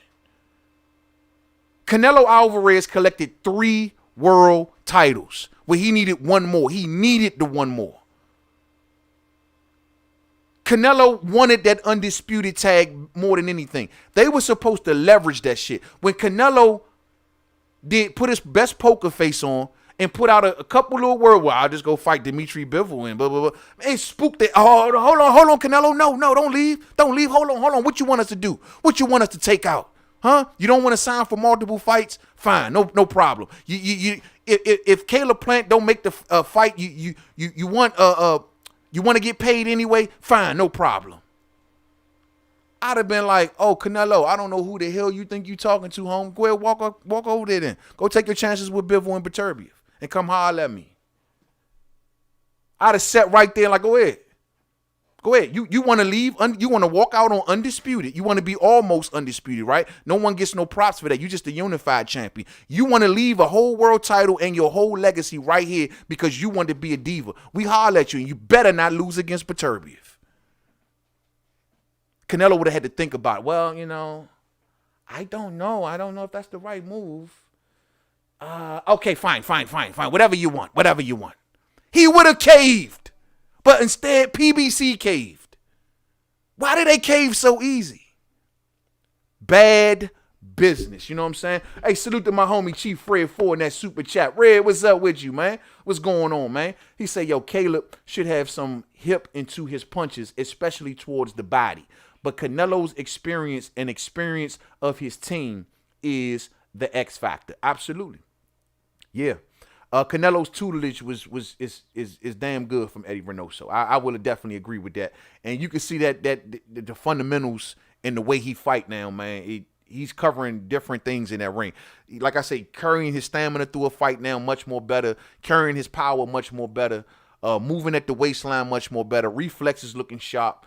Much better body punching now also. You know what I mean? You got to give credit to what credit is due. Him and Reynoso make a real good team. You know what I mean? And as for Caleb Plant, well, Caleb tried to seek out some tutelage from my man Andre Ward. I wonder exactly what the hell Andre Ward work on with him. That's the question. What the hell did they work on together? I would have thought that they would have worked on the body and the inside fighting, but I don't know what the hell they worked on, man. Salute to my homie Chief Fred 4, man, in that super chat, man. So, yeah, man, so I didn't understand that with PBC, man. I just thought that they did bad business. They could at least got multiple fights out of Canelo. At the very least, they could have got this fight in a Benavidez fight or something to that effect. You know what I'm saying? And I noticed last night, I meant to upload that picture. I see Mr. Spence was walking around the fight last night. Did y'all catch that? Did y'all catch Mr. Spence in the building? Mr. Spence ain't want to talk. He was trying to stay away from the cameras, and he was giving short answers, trying to hurry up and get the hell out the door. Mr. Spence ain't really want to talk, but Mr. Spence went to Vegas to see Canelo fight. Interesting. Interesting, huh? Y'all don't find that interesting that Earl Spence Jr. just pop up at Canelo's fight and then act like he doesn't want to talk like that, like he was just there to see what he had to see and get the hell out of Dodge. Why so secretive? Why he didn't really want to talk to nobody? I mean, reporters trying to ask him about his eye. He just like, yeah, the eye's fine. I'm good. He walking out the door. He ain't really want to talk. What was that? That shit was weird. Normally for a Canelo event, because everybody know that the spotlight is on the event. Everybody want to be talked to. Everyone wants to give a word. But Earl ain't want to talk. It makes me think things, fight fans, and I think y'all know exactly where I'm going. It makes me think things. Makes me think things. Lemon Pepper Chitlin says, no, they're 3 weight classes apart. It's not a real option. So was him and Mikey. They were 2 weight classes apart. So was Amir Khan and Canelo. How many classes apart were they? Don't tell me that they won't do it. I've seen this man literally get in there and fight a welterweight. Don't tell me that they won't do it. And for a fight of that magnitude in Texas, Canelo says he got real good business done with PBC. And they treated him excellent. And they paid him $40 million just to come over there and have Caleb Plant lose, and had to pay Caleb $10 million. Lose the way he did, and Canelo walks away with all of that prestige, all of that money, and they never going to do business with Canelo again. That's the way this is going to supposedly go, right? And Earl Spence Jr. is at the fight last night. I'm going to leave that alone, at least for right now. But y'all get my drift. Let's push on. Canelo says he's coming back in May, but he's going to go get some rest. It really is during the training sessions, trying to make weight. That's when you feel really the tiredness of it all. But right now, if I have to tell you, I feel 100% my body is responding splendidly, and all I need now is some rest until May, and then we will go on to the next challenge. Next question. That's what's up, man. So he's going to rest until next May. And that's good stuff, you know what I'm saying? Chief Fred Ford says Spence looked like that he was having a good night. Yeah, he did look like he was having a real good night. Maybe that's why he didn't want to talk much. Maybe they could have had something to do with that too. Maybe the night he was having a little too much fun, and he's like, look, I'm already dealing with enough criticism and cats out there watching every little move I make, man. I don't need them seeing me like this, you know what I mean? Could be. But I just found it real strange how he ain't really want to talk to nobody, wanted to be rushed out to a certain degree, and he popped up at Canelo's fight. And this fight wasn't in Texas. It's one thing to have Earl pop up at a fight in Texas, but it's another thing to go out your way to pop up at a fight in Vegas. And nobody don't think nothing about that. All right. Let's look at the CompuBox numbers, fight fans. Let's see what these numbers tell us as far as when it comes to the story of the fight. So let me see. Let me pull this up. CompuBox number. No, first off, before we get to the CompuBox numbers, let's look at the judges' scorecards real quick. Let me look at these. Y'all see the judges' scorecards right here in front of y'all. So look at this. These are the 3 judges from last night. Now, I'm going to compare this to what I got on my scorecard from last night. Let me see. So I'm going to compare this to last night, what I got. Now, I'm looking at the first one is Steve Weisfeld, Patricia Jarman, and Dave Moretti. Okay, so in the first round, I gave the first round to Kayla Plant.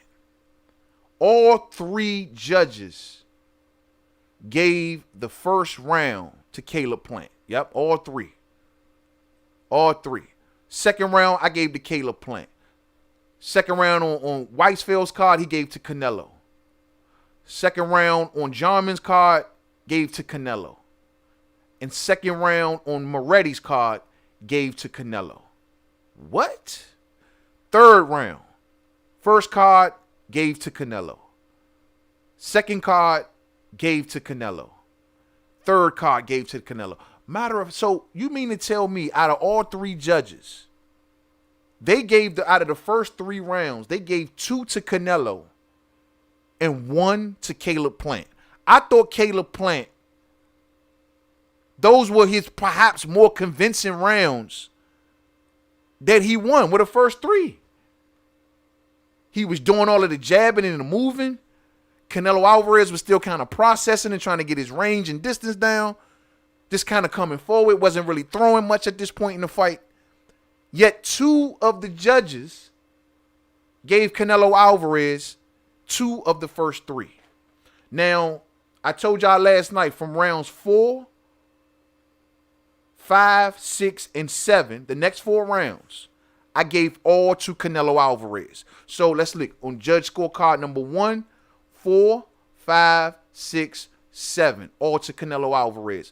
Judge number 2 gave round 4 to Caleb Plant, 5, 6, and 7, all to Canelo Aleverez. Judge number 3, 4, 5, 6, 7, all for Canelo Aleverez. Look at judge number 3. Judge number 3 gave Canelo Alvarez through the first 7 rounds, 6 rounds. Look over at Dave Moretti's on the right, on the far right.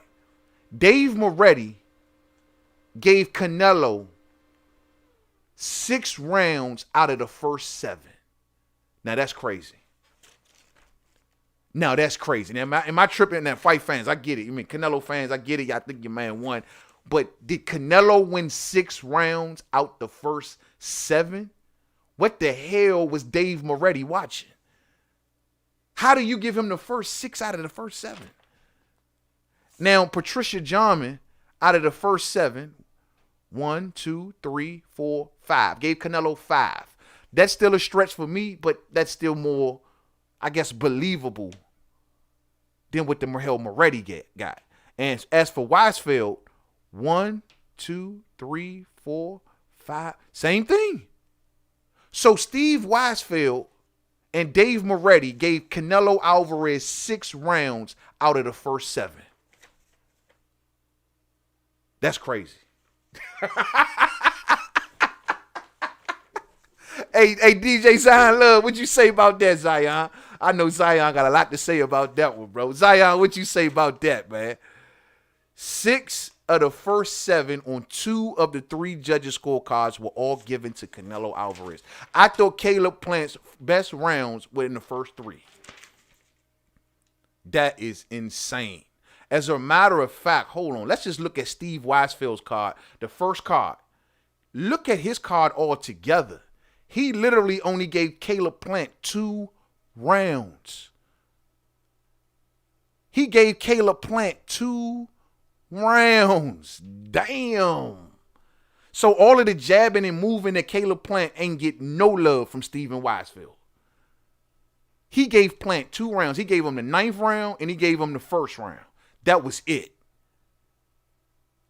Whew. Okay, let me see here. Judge number 2 in the middle, Patricia Jarman.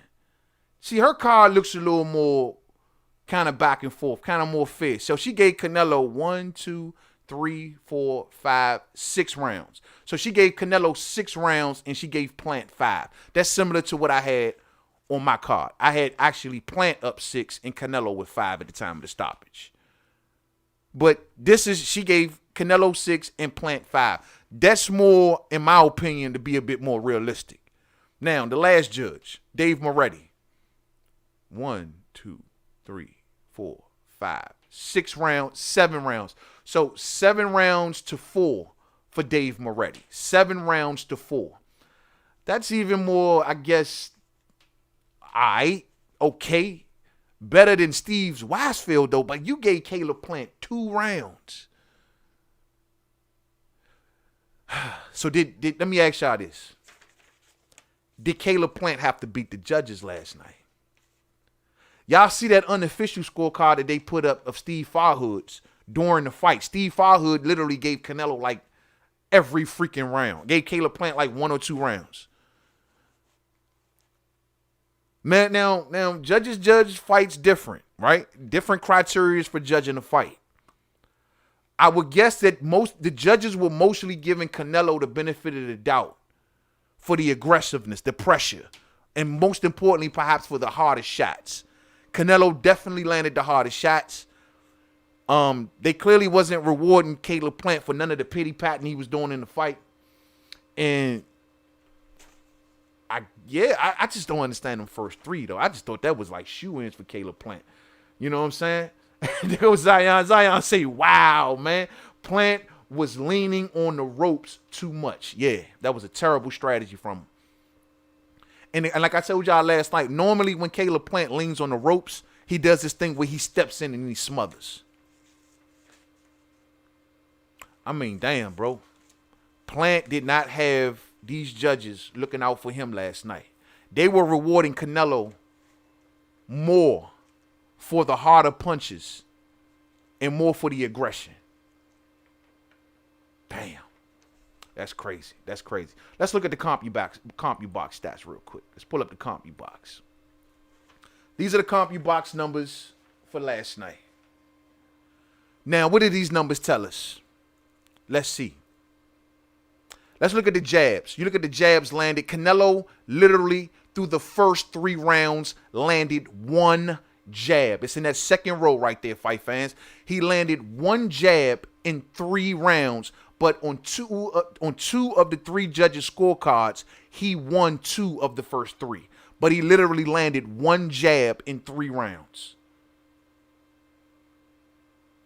Let's see what else these numbers is telling us.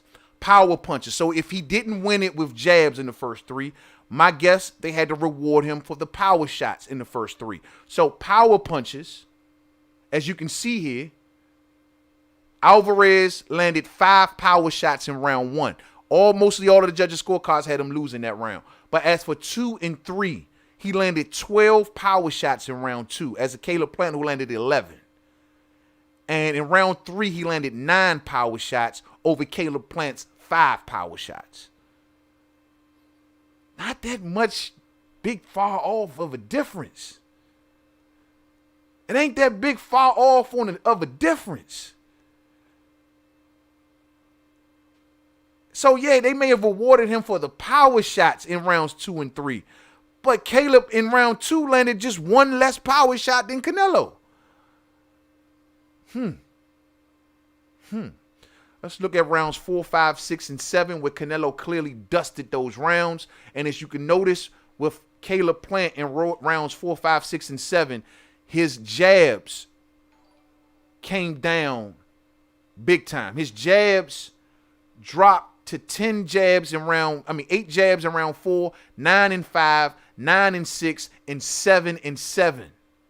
He was being out-jabbed at this portion of the fight by Canelo, who landed 10 in round 4, 8 in round 5. Well, he got outlanded in round 5, but in round 6, he landed 14 to Kayla Plant's 9. And in round 7, he landed 10 jabs to Kayla Plant's 7. Not to mention in all 4 of those rounds, he also outlanded Caleb in the power shots department. Yep. So in those 4 middle rounds where he clearly ran those rounds, he outlanded him in the jabs and he outlanded him in power shots. So Canelo was cruising at this point in the fight. Salute to my brother P. Newell in that super chat. Much love to your fam. Thank you for the support for the channel, family. I really, really appreciate you, my G. What's up, man? Let's go. Stay winning. Man, that's what it is, fam. Stay winning on this side. You know what it is, man. Much love to you, homie, man, and I hope you enjoyed that fight last night, champ. Yes, sir. Yes, sir. But like I say, fight fans, in these middle rounds, man, it looked like that's exactly what Canelo started to run off with the fight. Now, let's go down to 8, 9, and 10. 8, 9, and 10, where I thought Kayla Plant got back into the fight. I thought at this point, Canelo started to slow down a little bit. And then even in round 10, and it made it that back and forth to the body, macho, mano-a-mano kind of fight in round 10. So he was getting himself back into this fight. But 8, 9, and 10 in the jab department. In the jab department, Alvarez landed 2 rounds to Kayla Plant's two rounds. He landed 2 jabs to Kayla Plant's 2 jabs in round 8. In round 9, Canelo landed 2 jabs to Kayla Plant's 3 jabs. So Kayla Plant wasn't landing much jabs right here at this portion of the fight.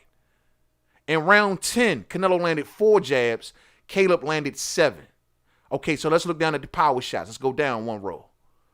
Round 8, Canelo lands 10 power shots to Caleb Plant's 4. Oof. And Caleb only landed 2 jabs. Oof. I can see why judges may have gave him this round to Canelo. Round 9, Caleb Plant landed 9 power shots to Canelo's 9 power shots. And he out-jabbed Canelo only by 1. So this was a very close round. Very close round. I gave it to Caleb. Round 10. This was a 10-10 round for me. Canelo Alvarez landing 4 jabs. Caleb Plant landing 7. Canelo Alvarez landing 11 power shots. Caleb Plant landing 5. But this was a back and forth round, man. And I couldn't call it. It was too close for me to call it. And so I gave them both 10 apiece. And in round 11, where the stoppage came, Caleb Plant only landed 3 power shots to Canelo Alvarez's 9. And Canelo Alvarez landed 1 jab to Caleb Plant's 2. Wow. Wow. So what this is telling me, what I'm seeing, Canelo definitely won it on the power punches. But let's go to one more stat that I think is very much important. And that is the very bottom of your screen. Total punches. Canelo Alvarez landed a total of 117 punches. But look at the parentheses. 53 punches to the body. Out of 117 landed punches, 53 punches to the body. As for Caleb Plant, out of 101 landed punches, 13 punches to the body. That's the X factor right there. When you look at the jabs, even though Caleb was jabbing and moving, they were still semi-close on jab. But Caleb pretty much out-jabbed Canelo throughout this fight, as you can see in that second row. Of course, the power punches, Canelo won that. But the X factor, the main separation from these two, according to the numbers, was the body punching, fight fans. That's the way it went. Right there. Caleb Plant, look at that second column at the bottom under final punch stats. Caleb Plant, out of 42 total jabs landed only 2 to the body. 2 jabs to the body. Now look at this. This is real interesting. Canelo Alvarez, out of 15 total jabs, only landed 1 jab to the body. You might laugh and say, ha, ha, ha, ha. 1 jab to the body, and Caleb only landed 2. But look at that third column. Power punches. Out of the 102 power punches that Canelo landed, 52 of his power shots were to the body. 52 of his power shots were to the body. So we know that Canelo won the fight on power punching, according to the numbers. But the X factor is he also outlanded Caleb Plant by, I'd say, triple damn near. Probably more than that. To the body. And in the power punches to the body, Caleb Plant only landed 11 power punches to the body to Canelo's 52. So it's clear from the numbers that what the numbers is telling us. Canelo won this fight with his body work and with the fact that he was willing to stand and sit on his punches, and Caleb Plant wasn't. This is the importance of it right here. Canelo literally wooed the judges. Because once again, I want to go back through these jabs one last time because I think I got it mixed up with that top row too. But if you look at the jabs, first round, Canelo landed no jabs. Second round, he landed 1 jab. Third round, no jabs. Fourth round, 1 jab. Fifth round, no jabs. Sixth round, 2 jabs. Seventh round, 2 jabs. Eighth round, 2 jabs. Ninth round, 2 jabs. He was barely landing the jab. Caleb, and looking at these numbers, the jab numbers, I thought he landed way more jabs than this. These are not overly impressive in the jab department, especially since he threw so many of them. First round landed 6 jabs. Second round, 4 jabs. Third round, 5 jabs. But this is out of 25 thrown. Fourth round, 4 jabs landed out of 26 thrown. You know what that's telling me, fight fans? He was moving and jab, like he was moving so concerned on moving where he wasn't putting that jab to where it needed to be. He was missing so many of them because he was so focused on doing all that moving. He was landing it. He outlanded Canelo, sure, but not by leaps and bounds. Canelo won this fight on power punching and body work. Period. Period, fight fans. That's exactly what the CompuBox numbers is telling us. And that's exactly what the fight that we saw last night. Interesting. I just really find. And then Kayla Plant out threw Canelo. Total punches thrown, Canelo 361 punches, landing a total of 32%. As for Kayla Plant, he threw a total of 441 punches, only landing a percentage of 22%. And that all came, in my opinion, from not standing your ground, overly moving too much, and making yourself a little bit inactive. I mean, inaccurate. I'm sorry, I said inactive. Inaccurate. And it showed. So now seeing these punch stats, I go back to the judges' scorecards. Look at this. In the last 3 rounds, 2 of the judges. Okay, so the judges saw the last 3 rounds similar to me. 2 of the judges gave Kayla Plant 2 of the last 3. And 1 judge gave Canelo 2 of the last 3. I thought Kayla Plant was shining at that point in the fight. Absolutely. So they must have gave it to him.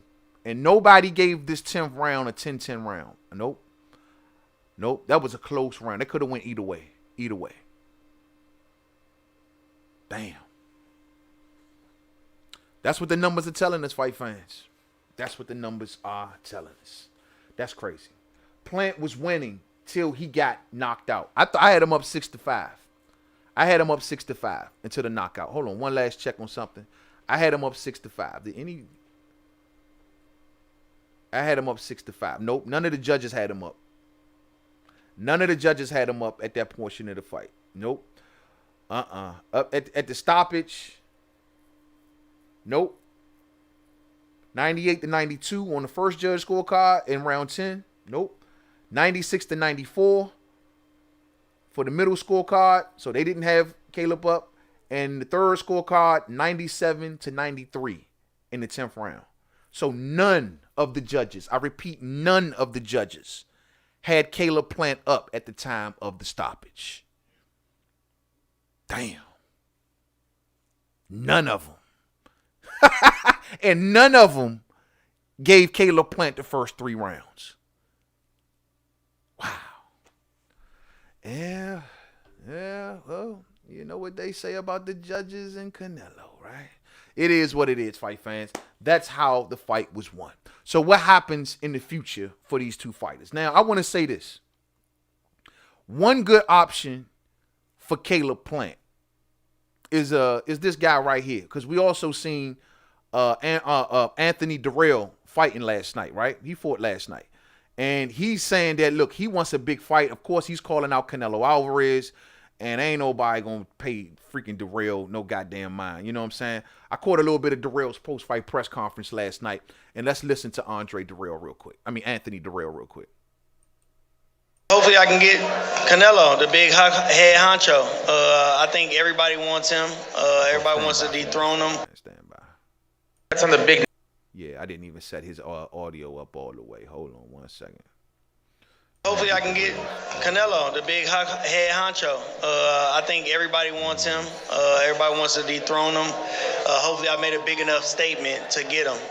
That's the plan. And hopefully, he's seen, what I did and going to give me a shot.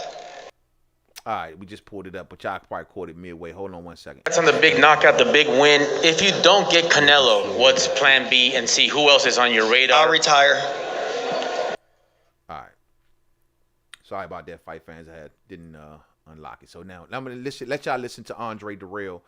And this is what he said that he want to do next. I think he fought this dude last night. I mean, he just beat up on this dude. This was somebody just to make Anthony Durrell look good and get in there and shine against the dude. I mean, I honestly think he carried him a little bit to a certain degree also. But it was easy work for him last night. I even forgot the guy's name that he fought. But it was easy work for him last night. But this is what he's saying that he wants next. Hopefully I can get Canelo, the big head honcho. I think everybody wants him. Everybody wants to dethrone him. Hopefully I made a big enough statement to get him. That's the plan. And hopefully, he's seen, what I did and going to give me a shot. Sound good, but we know that ain't happening. You know what I mean? Anthony Dirrell brings absolutely nothing to the table for Canelo Alvarez. Nothing. A belt, a fan base, nothing. He ain't got no buzz, ain't got no momentum, nothing. You bring nothing, bro. So you got absolutely no shot of landing the Canelo Alvarez fight. Now, with him being on the undercard yesterday, and he's rocking with PBC, right? No political problems or whatever like that. Kayla Plant, this will be a good fight for Kayla Plant. I like Kayla Plant versus Dirrell. I mean, of course, we'll let us see Kayla Plant versus Benavidez because they got the bad blood, and maybe they go in that direction also. That's still a good fight too. But I think another good fight for Kayla Plant would be for Dirrell. And I don't know if they want to get Kayla back into the win column or try to rebuild him back up or give him a soft touch or something like that. But if not, I think, of course, David Benavidez will be my first choice. But if they don't want to do the Benavidez thing, what's up with Dirrell? I think Dirrell versus Plant would be great. This would be just the right opponent for Kayla Plant to get his name right back into the conversation of and boxing fans are seeing him a certain kind of way. This is just the name that Kayla Plant would need. With Dirrell is not too far gone and removed that people see him as like a bum or nothing like that. But people don't see him as a great fighter, but they see him as a good fighter. He's a former champion. You know what I mean? He got a common opponent because he also lost to David Benavidez. I think this would be a real good opponent for Kayla Plant. And if PBC is smart, especially since these two were just recently on the same card together, I say you give him Anthony Dirrell. And if Dirrell's saying if he can't get Canelo Alvarez next, this is what he want to do. That's on the big knockout, the big win. If you don't get Canelo, what's plan B and C? Who else is on your radar? I'll retire. That's cool too. Shout out to you. Because I'm 37 years old. If I can't fight for something, I'm fighting for nothing. I have nothing to reach. I think that's every boxer's dream, especially to be an undisputed champion. At least let me fight for it and see. But if I can't, I'm getting too old for this, man. But I can't keep doing it. Yeah, I mean, but now is the time to not act like that, man. Because if Canelo moves up or down in weight, if he chooses like I don't want to fight a mandatory or something like that, which Canelo technically he's so big he ain't got to fight mandatories. If he chooses to do that, he might vacate belts. So why you talking about retiring when we don't know? I mean, Canelo might not want to hold all 4 belts forever. Got all of those sanctioning bodies in his pocket. Got to pay them every time he fight. He might want to move up in weight. He might want to move down in weight. But for you to say that you're going to retire right now when Canelo might just let those belts go, I think makes no sense. And once those belts get all dispersed, well, it's going to be a free-for-all.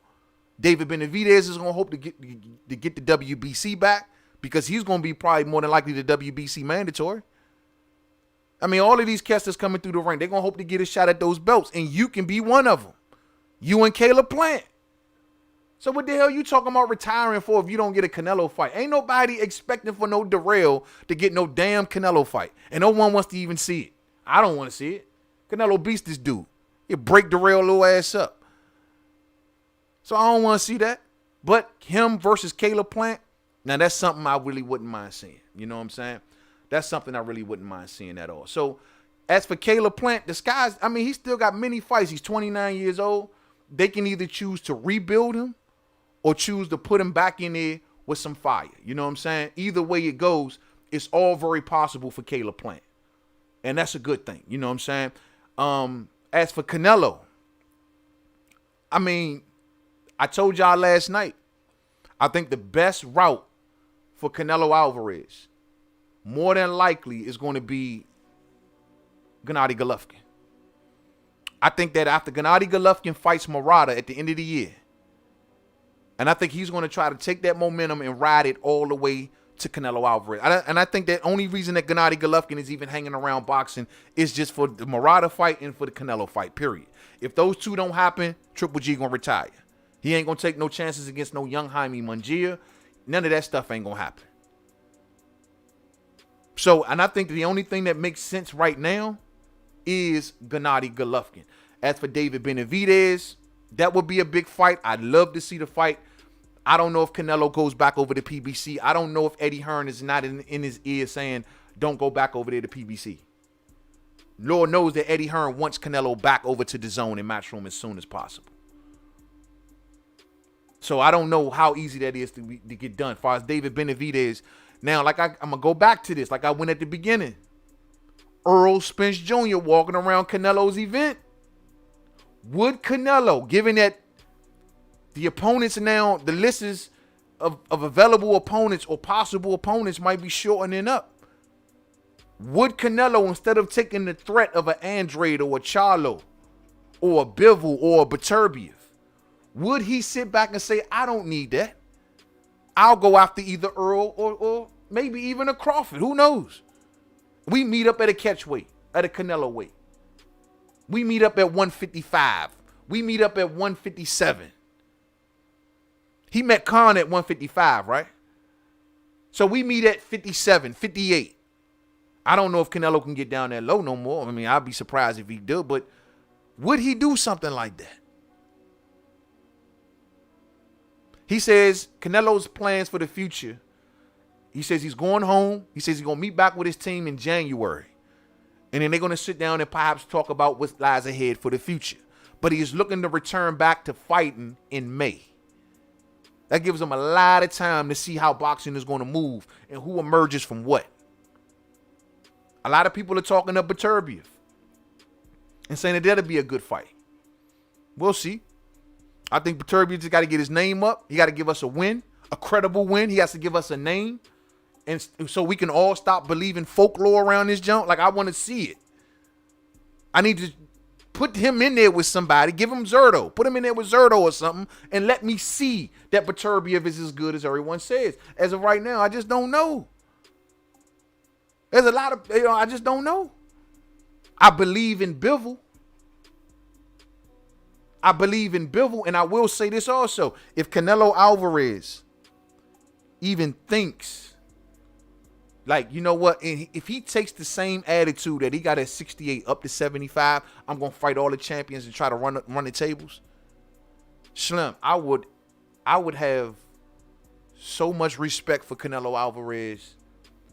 Bruh, it would totally change my view on Canelo Alvarez. On anything, it would literally totally change my view.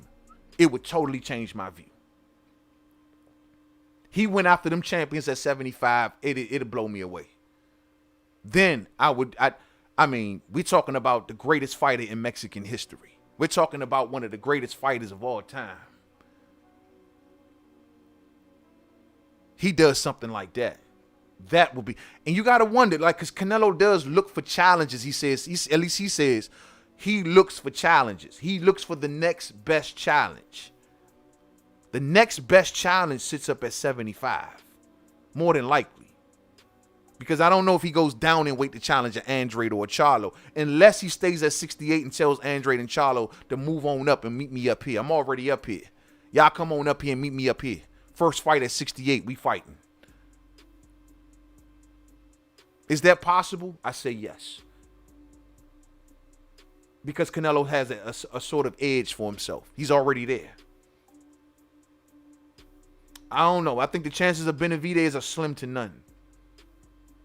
I think the chances of Benavidez are slim to none.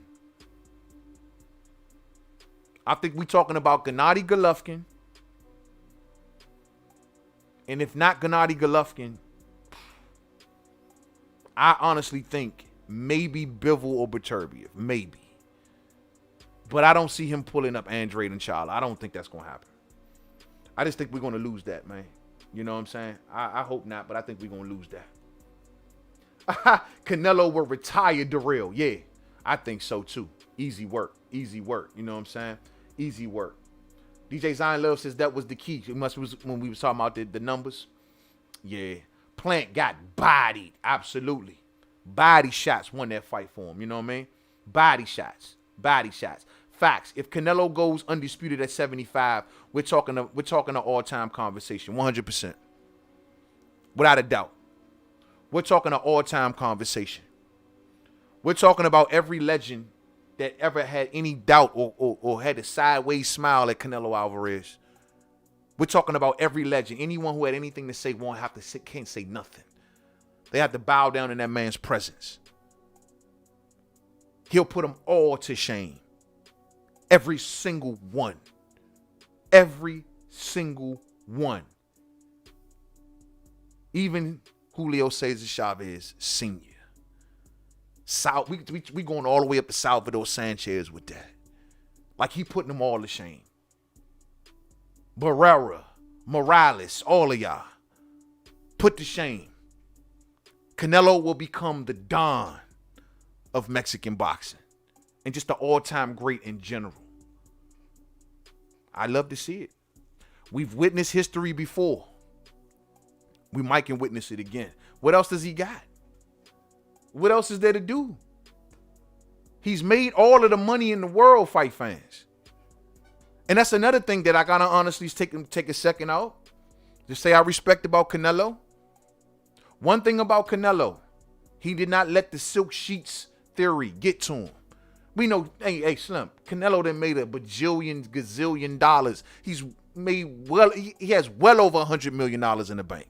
Well over. And he still wakes up like it's day one. You can't teach that, shawty. You can't teach that. That got to be who you are. That got to be in you. That's something I thoroughly respect about Canelo Alvarez. Canelo Alvarez is not missing weight. I mean, he ain't between fights acting a fool. Like, he is boxing. And he's still waking up, training, and learning, and receptive as much as he is. You know how hard it got to be sometimes to a certain degree to keep a multi-millionaire receptive to you? He is totally receptive to Eddie Reynoso. He got total faith and belief in Eddie Reynoso and their game plan. So I got to give him full credit, man. He wakes up every day, dog, like he ain't even got $1 bajillion in the bank. He approaches every single fight like he does not have $1 bajillion in the bank. And I give him full 100% credit for that, fight fans. I truly do. Canelo Alvarez done a good thing last night. And I'm going to take that in total consideration after Terrence Bud Crawford's next fight. What we're going to all do, fight fans, is sit down and do our usual pound-for-pound discussion. We will be comparing the recent performances of the two top pound-for-pound fighters known as Canelo Alvarez and Terrence Bud Crawford. And we are going to see if there's been some rearranging going on. As of right now, please don't get it twisted where Main Man stands. Terrence Crawford, #1 pound-for-pound champion in the world right now. I think we revisit the conversation after Canelo's last night performance. Give Bud Crawford to the 20th. If he stops Sean Porter, we sit down and we do the math. You know what I'm saying? And we compare the performances. We compare their accomplishments. We compare the resumes. We compare the styles.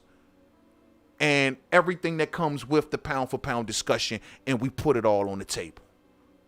So we're going to do that after November the 20th. Give my man Terrence Crawford some time, man, like for the